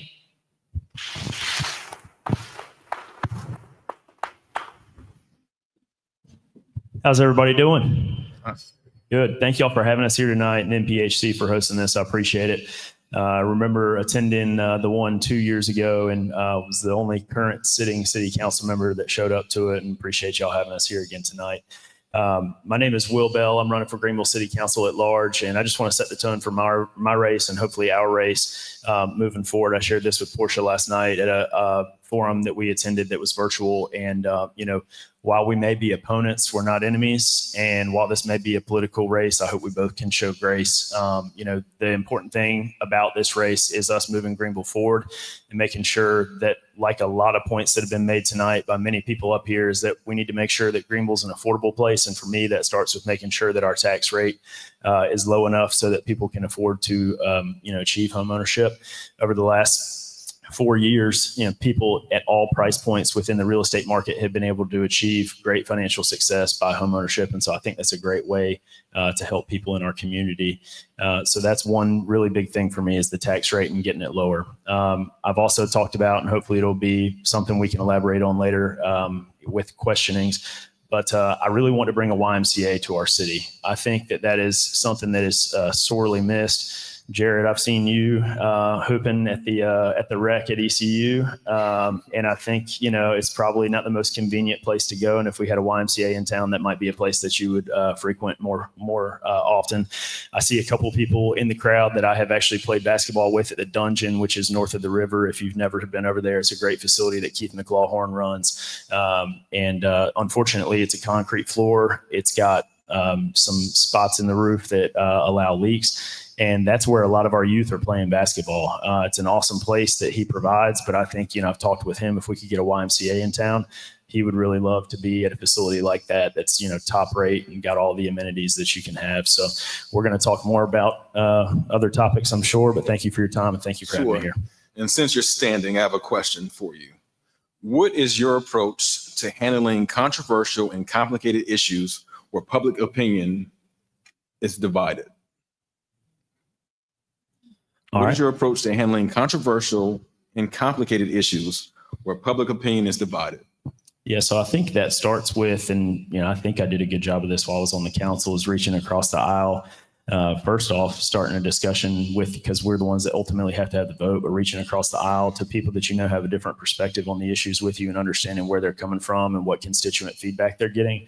And then I think it also comes down to getting feedback from the many different resources we have available to us, whether that's news stories, our own social media platforms that people engage on, but also recognizing that not everybody who thinks the way that we think is engaging or are engaging on our social media platforms. And so going out into the community, being engaged in multiple different groups and finding out the way that they think and, view an issue. And so I just think having an open mind and being willing to reach across the aisle and speak with people that might think differently than you is how you get through those issues. Thank you.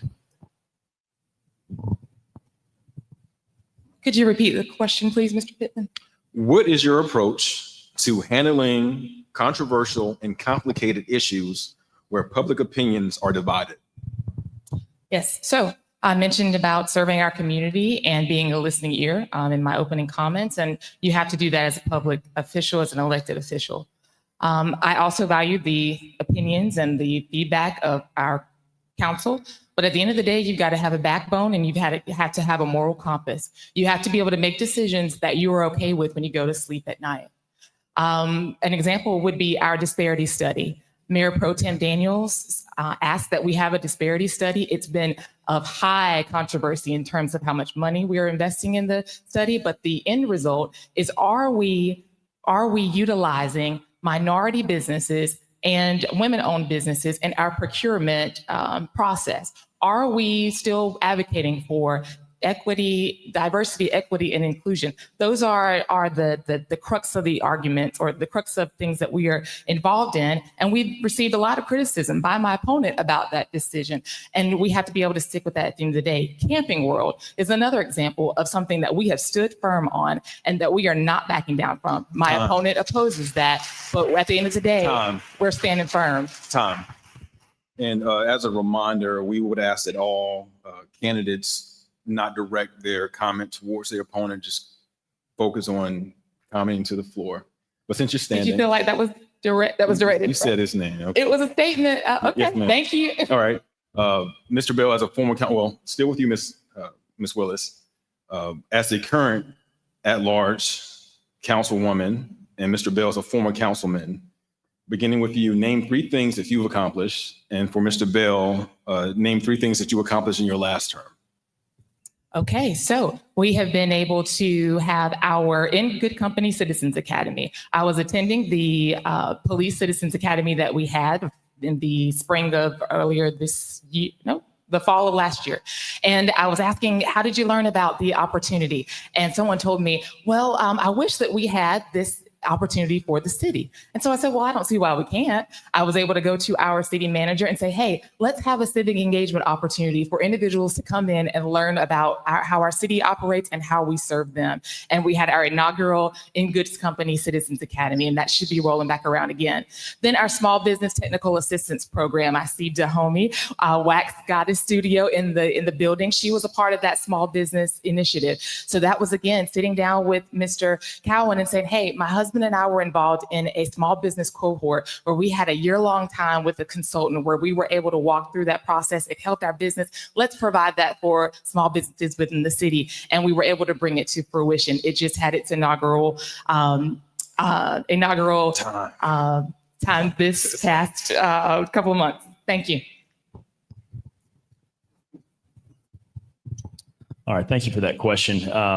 Because the disparity study was mentioned and my view on it was misrepresented, I'm going to make sure I clarify the air there. On my website, there's a very clear stance on it that says the only thing I disagreed with was that we spent $500,000 to do it. We have a highly capable city staff that has an HR department that could have performed that study at no cost, no additional cost to the taxpayers. And that's where my stance was on that issue. So just to be clear, as far as my 3 proudest achievements in that specific term, I would say, having an announcement that we had over $1 billion invested in our community since the formation of the Greenville E&C Alliance. That was something that we started in our first term and has paid dividends for our community. Right down to 15 seconds. I got to go quick. Taking the ARPA funds that we were given through COVID and getting 4th Street repaved, I think was really important. Everything inside of 10th Street needs a lot of attention on the east side and west side. It's the oldest part of our city. And then beyond that, I would just say leading with conviction and being willing to work across the aisle with council members. Thank you. While you're with the mic, what ways have you reached to interact with parts of the community where you don't live to ensure that all voices are included? What ways have you reached to interact with parts of the community where you do not live to ensure that all voices are included? Yeah, so I would say first and foremost, right here tonight, I mentioned that I was the only sitting city council member that attended this forum last time. I'm attending 5 forums in total. And so going out into different communities and having discussions about, the issues of the city and not running from them, but then also attending events like National Night Out and engaging with the community there all across the city and trying to make multiple stops throughout the night and going in. And, honestly, I use sports a lot as a way to connect with people. So going out and participating in sports leagues. I don't want to speak for anyone, but I have personally played in the Greenville Rec Basketball League for adults and played for multiple seasons. And I think that's a great way to go out and meet a lot of different people. There's a prayer before those, most of those games start, and also an opportunity for people to have, camaraderie and teamwork and meet each other. So that's what I would say. Could you repeat the question, please? What ways have you reached to interact with parts of the community where you do not live to ensure that all voices are included? Right. So the beauty of being the at-large representative is that we cover the whole city of Greenville. So I have the opportunity to go to community meetings, different events, to be able to hear all kinds of stories and all perspectives of the residents that live within our city, to include being able to attend the Cypress Glen community meetings that they have. They have a beautiful establishment over there. So being able to attend their community meetings, also to attend the Truna meetings, which is in the grid area near campus. I actually live in District 5, which is all the way on the other side of the city near Frog Level Road. And so being able to get out into the community is key for other areas that I may not live in. Also, just recently being able to attend a violence forum with Mr. Saeem and his group in West Greenville to learn about the different experiences in West Greenville. Like I said, I live in District 5, as well as I wrote it down, the Little League softball series that we just had recently. It's important to be able to support the economic growth of our city. It's important to be there. Thank you. Still with you, Councilwoman.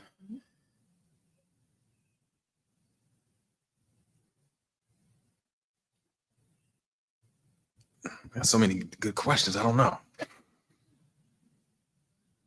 What measures would you recommend to ensure public safety and to address issues like crime or drug use in our community? Yes. So thank you so much for asking that question. I was hoping that we would have some more questions on public safety. I want to make sure that I say that I am really excited about the leadership at the helm of our Greenville Police Department. Recently, we have had wonderful promotions to include Deputy Chief Thomas. She is the first African-American female to hold that position. And it's extraordinary for the city of Greenville to have her. Not only that, but she's qualified to be in the position.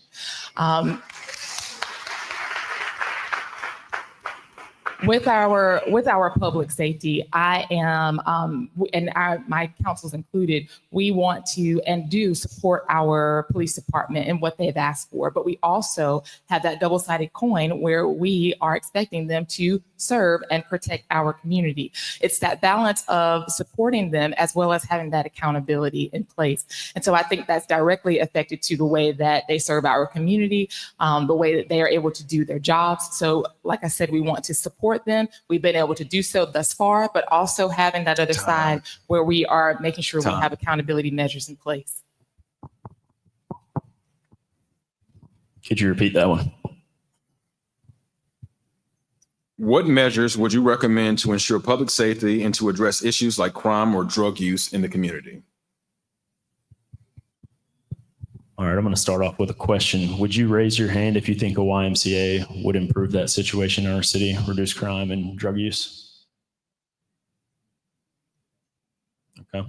I personally think it would. I think more opportunities for our youth, constructive, places to spend time, whether it be through athletics. There's a lot of arts and crafts, day schools, and after school programs and summer camps that take place at YMCAs. And so I think finding more opportunities to get our youth, but really the YMCA has a mission all the way into the elderly population to give people a constructive use of time. And so I think, a lot of times when people get into drug use, it is because they, have idle hands and they're not finding the right opportunities to go out and be productive. And so I think having a YMCA in our community would be a great way to do that. I personally think we have a facility or a site just off Dickinson Avenue, right at the 10th Street connector. It's the Imperial site. The city's been trying to get it redeveloped for 10, 15 years now, working with private developers. I think what needs to be done is it needs to be in some way. Tom. Well, while you're standing, we'll proceed or go into our closing statements. You have a minute and a half to give your closing. Okay, I'm going to finish my thought on the YMCA with that. I think we could take that property and either tax abate it or gift it to the YMCA or sell it for a reduced value to the YMCA to incentivize them to bring them to town. It's a nonprofit, so I believe that's a great use of city sites and infrastructure and a great way to improve our community. So moving on from that topic, again, my name is Will Bell. Registration ends on October 10th. I hope that as many people as possible participate in the election process. Like it was mentioned earlier, we've had less than 15% turnout over most of our municipal elections, and I'd love to see that changed. Early voting starts October 16th, lasts through November 1st, and then election day is November 4th. I hope I'm fortunate enough to get up there and represent you all, and regardless, if I cannot get your vote, I appreciate you participating. Thank you very much.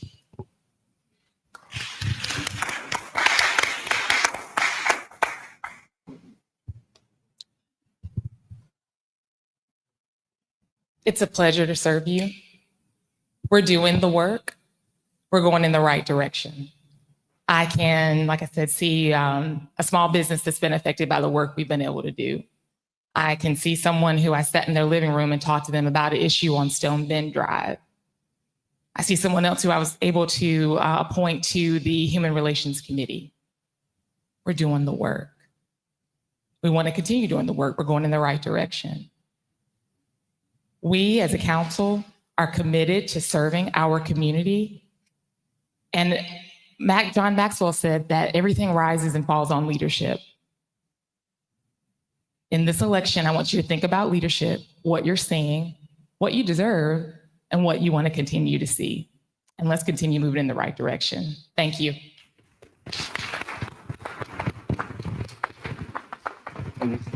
Thank you, Councilwoman Willis and Challenger, Mr. Wilbur. Thank you for coming tonight. And last but not least, our final race of the night is the mayoral race for Greenville City Council. We are featuring incumbent mayor PJ Connolly versus challenger Ms. Mildred Council. We'll begin with our opening statements, beginning with Mayor I'm sorry, I guess it's been a long night. PJ Connolly, you have 2 minutes with your opening. I think that we've lost about half of our audience. I'm going to take credit for that. So thank you so much for everybody that's here tonight. My name is PJ Connolly. I'm the mayor of the city of Greenville. It is an honor to be here. I want to say a big thank you to the NPHC for putting on this forum and giving us an opportunity to be able to have a platform to speak to the constituents in our community. It has been an honor to be able to serve the citizens of Greenville over the last 5 terms. I was the city council representative for District 5 before I became the mayor back in 2017. So I've been the mayor for 4 terms. I had no aspirations whatsoever to get into politics. I originally came to Greenville 22 years ago to play baseball at East Carolina University. I graduated from East Carolina University with a finance degree. I went on to play professional baseball in the Los Angeles Angels of Anaheim organization for a couple of years. I retired, semi-retired, I guess. I also had a beautiful wife, or I should girlfriend at the time, that I wanted to make my wife. So I came home to her and opened up a business here in Greenville. And then back in 2013, I had someone ask me if I would be interested in running for city council. I had never had any political science background. I'd never had any speaking experience whatsoever. And I, without hesitation, as a former athlete, said, yeah, that sounds like a great idea, and had no idea what I was doing. And luckily for 2 years, it gave me an opportunity to go ahead and research the issues that were going on in the city of Greenville. And so for 2 years, I researched that. And then 2015, I decided that I wanted to run for the city council. And I was lucky enough to win. I enjoy serving the citizens of Greenville. It's been an honor for the last 10 years to see some of the progress that we've seen throughout our community. And I'm looking forward to the opportunity to talking to the voters and getting their support again this election cycle. Thank you. Thank you. Challenger Council.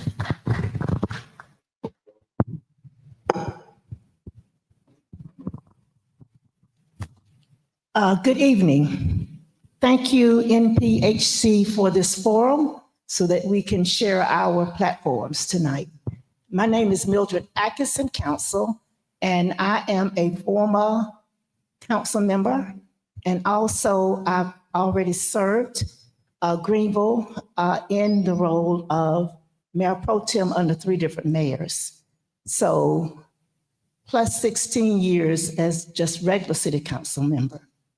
I am a local person, grew up on the farm, back out in the woods, attended public schools here in Pitt County, also went on to Shaw University to receive my Bachelor's of Arts degree in sociology and received a full ride to the University of Wisconsin-Milwaukee with a social work degree.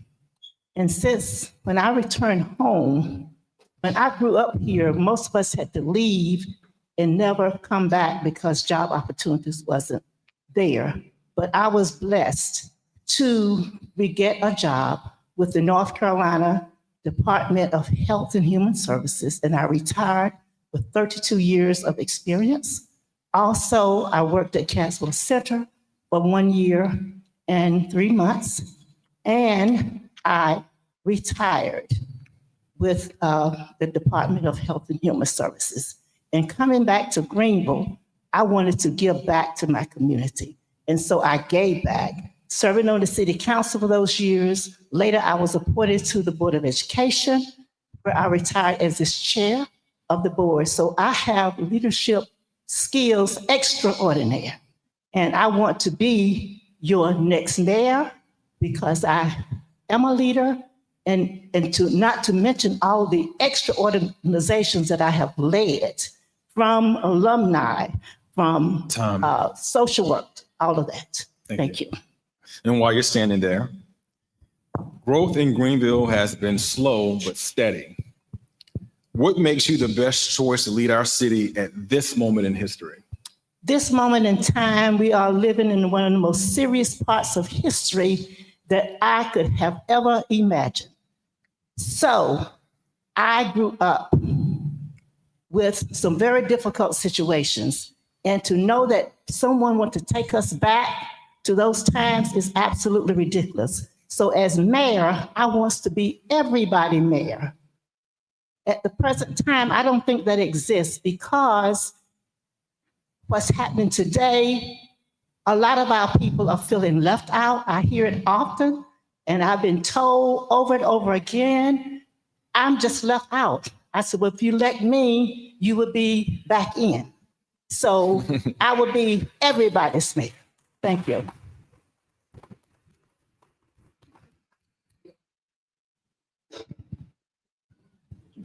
Sure. Growth in Greenville has been slow but steady. What makes you the best choice to lead our city at this moment in history? Absolutely. I think that the city of Greenville has been blessed. I grew up in a community. I've actually got Wisconsin roots as well as Ms. Council does. I grew up in a city in Beloit, Wisconsin. When I was born, it was 35,000 people.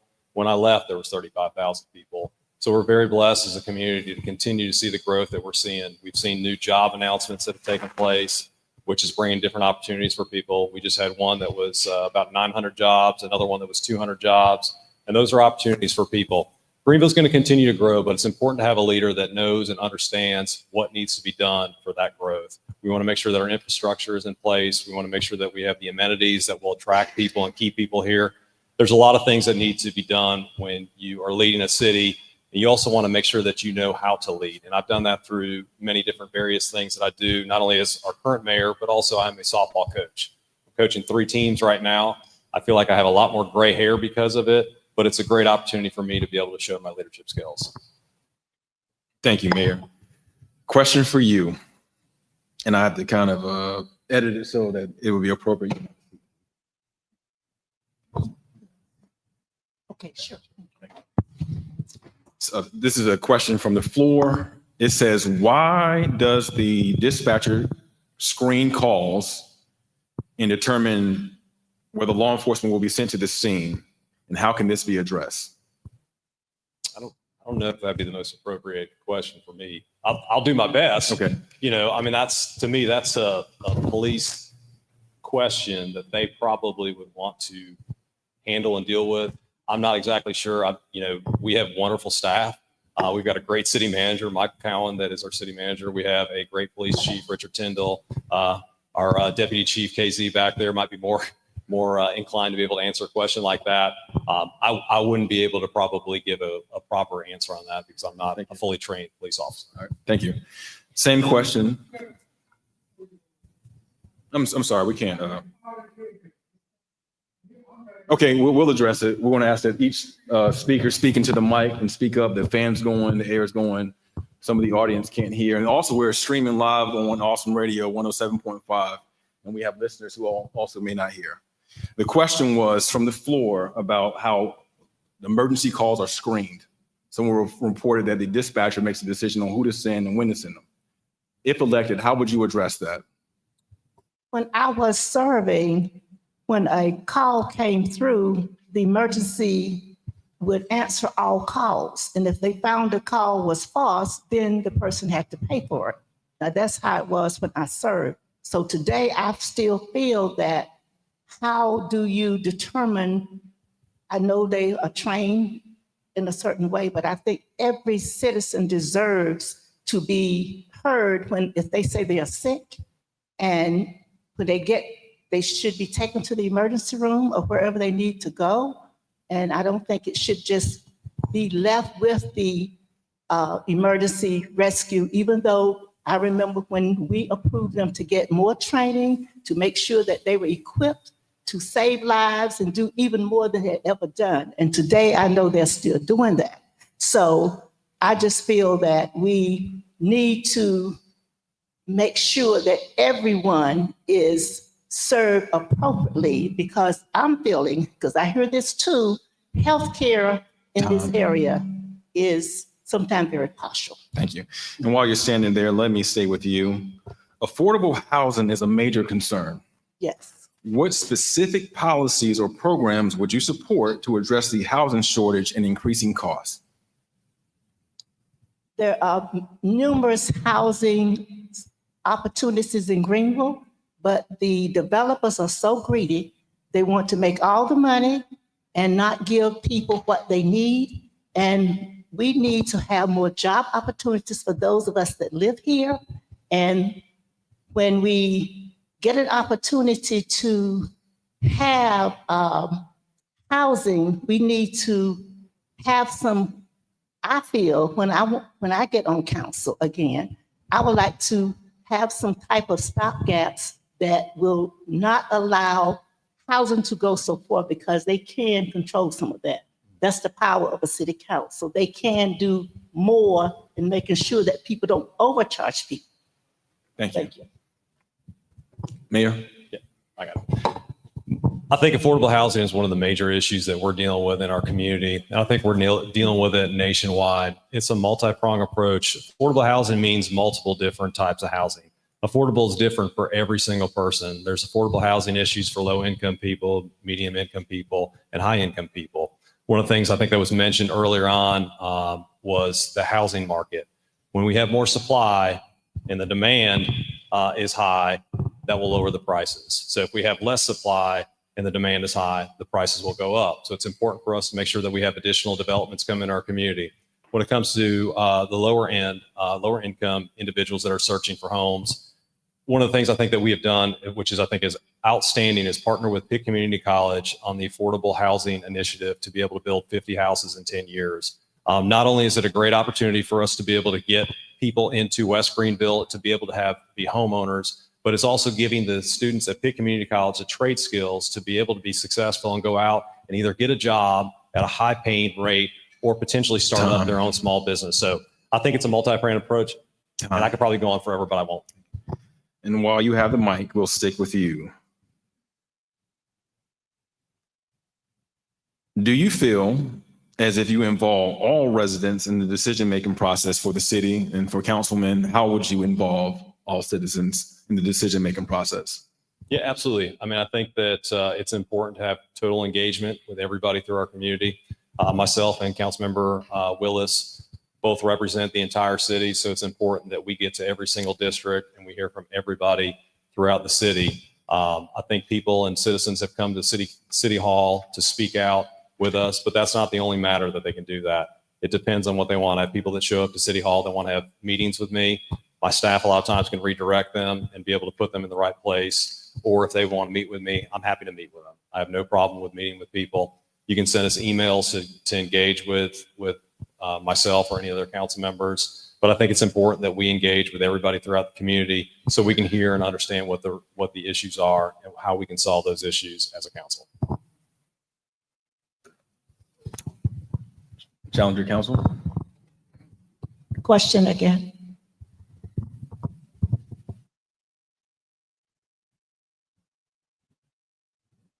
How would you involve all residents in the decision-making process for the city? Well, right now we have boards and commissions that I will continue asking people to serve on because there's a lot of power in serving on your boards. Also in our communities, we need to have more people engaged in the community. And this is what I've always challenged people to do, be involved where you live. And because if you don't get involved, decisions will be made and you will be left out. So I would encourage more people to be involved. Like I did in the past, I had a newsletter that the former council member, Ms. Glover, and I worked on together. So newsletters was important. We had rallies in our community to discuss issues. We even brought residents to City Hall to talk about concerns that they had. So I would be doing some of the same kinds of things again, as well as making sure that social media, those that us that like that better, but there will be a way that all people could be engaged in our community. And, okay, thank you. And as you're standing, we'll now move into our closing statement, where you will have 90 seconds to address the audience. Okay. Well, you heard from us tonight, and I would just like to say that you're looking at a well-trained individual, lots of leadership experience in this community already. I'm still willing and able to learn and share love to our citizens, and we'd like for you to consider a person that will be everybody's mayor at all times. That is Mildred Atkinson Council. So will you please vote, early voting first, starting October the 16th through November 1, and election day, November the 4th. Thank you so much. Thank you.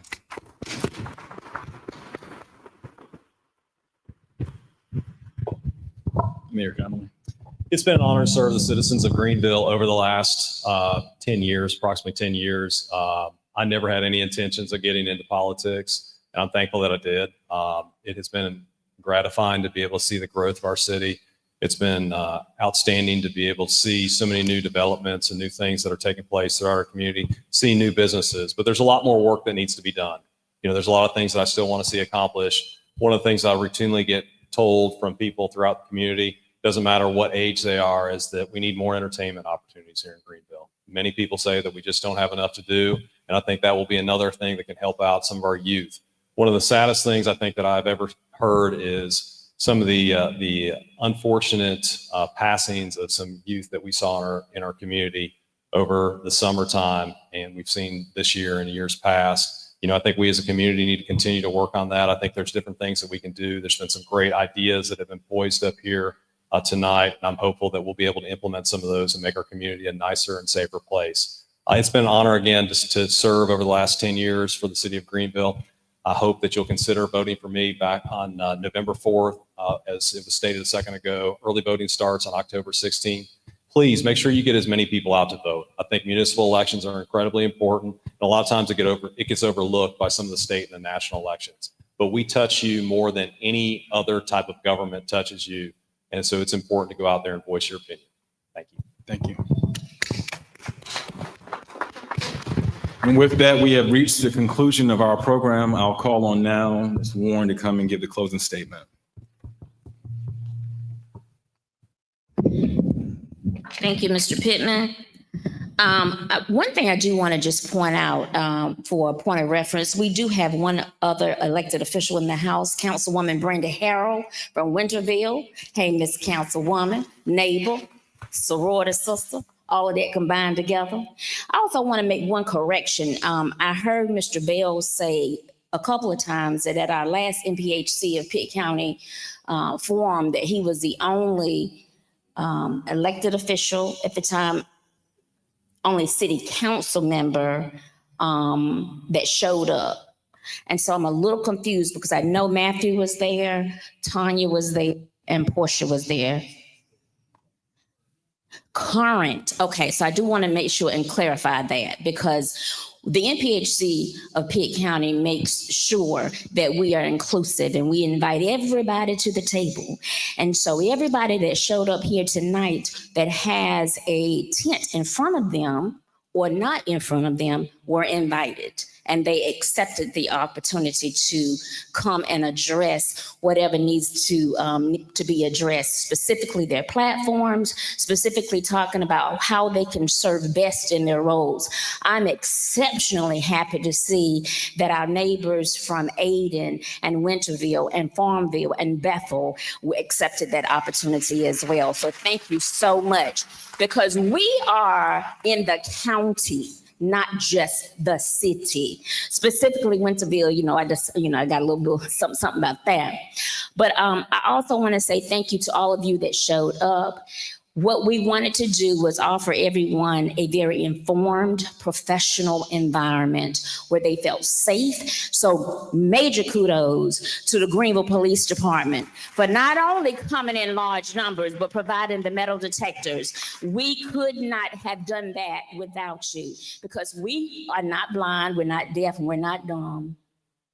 And we see a lot, we've heard a lot. This particular election season is like none I've seen in the past. And so what we always want to do is make sure that people feel safe enough to come and be a part of something that when they walk out, they feel as though they were not only informed, but they were safe enough to make an informed decision and then go and cast your vote. To the NPHC of Pitt County, we did that collectively, unified. Color means nothing to us. It is all about making sure people are seated in positions to not only express their concerns and what they want to do, but also be able to empower your constituents with that knowledge. You can't know unless you show up. I will say this, Councilwoman Willis, I think you were addressed a little harshly, and I want to apologize to you for that. You're welcome. And I want to also say to two candidates, your closing remarks were cut short. And I want to apologize to you for that. You should have received 1 minute and 30 seconds, and you only received 1 minute. So, and I say that because when we walk out this room, I don't want anybody to say we did anything that we don't acknowledge we did. Okay, so we've come, we've done what we said we were going to do. We've apologized for things we didn't do, but most importantly, we've given you the tools and the resources to make informed decisions. And so, Dr. Patty Sanders Smith. I know Dr. Turner has left. I wanted to make one more statement because I was asked to do this.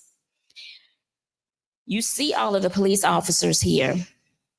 I know that there is some theory in our community that we're being over-policed. Please do not go out and tell anybody that we had a bunch of police officers here and we were over-policed. I asked them to be here. I wanted to make sure everybody was safe. No one said because NPHC of Pitt County, which is a predominantly Black organization, needed that level of security. I wanted it here, okay? We wanted it here, and we're happy you're here. So thank you. Dr. Sanders, any last remarks?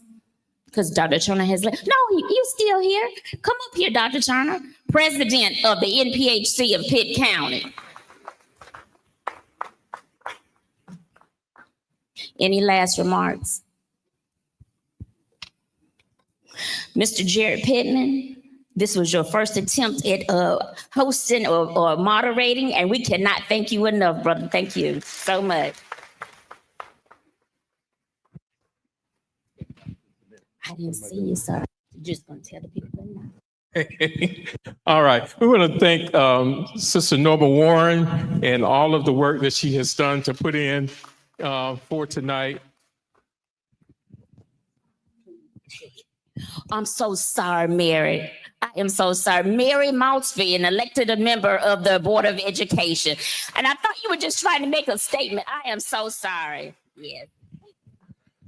Again, to all of the candidates tonight, we cannot say thank you enough for the time that you have spent with us and sharing tonight your important platforms as we move forward in Pitt County and trying to do the best we can for every citizen of this county. We are engaged. If no one else, the people that are in this room are engaged. And we want to hear and we want to know that you are committed to the positions that you're running for in order to help us be better citizens in this county. So thank you again for that opportunity to hear directly from you, those of you that are present and those who wanted to be present, but for whatever reasons could not. Thank you to the audience members for being here tonight, also to share with us as we move forward in this process. Each one of you are individually as important as everyone that is sitting here in the front of this room. You may be more so because you know the issues that are out there in the community, and then you bring them forward to them, and we look for and demand action. Thank you. We're done. Have a good night. Thank you.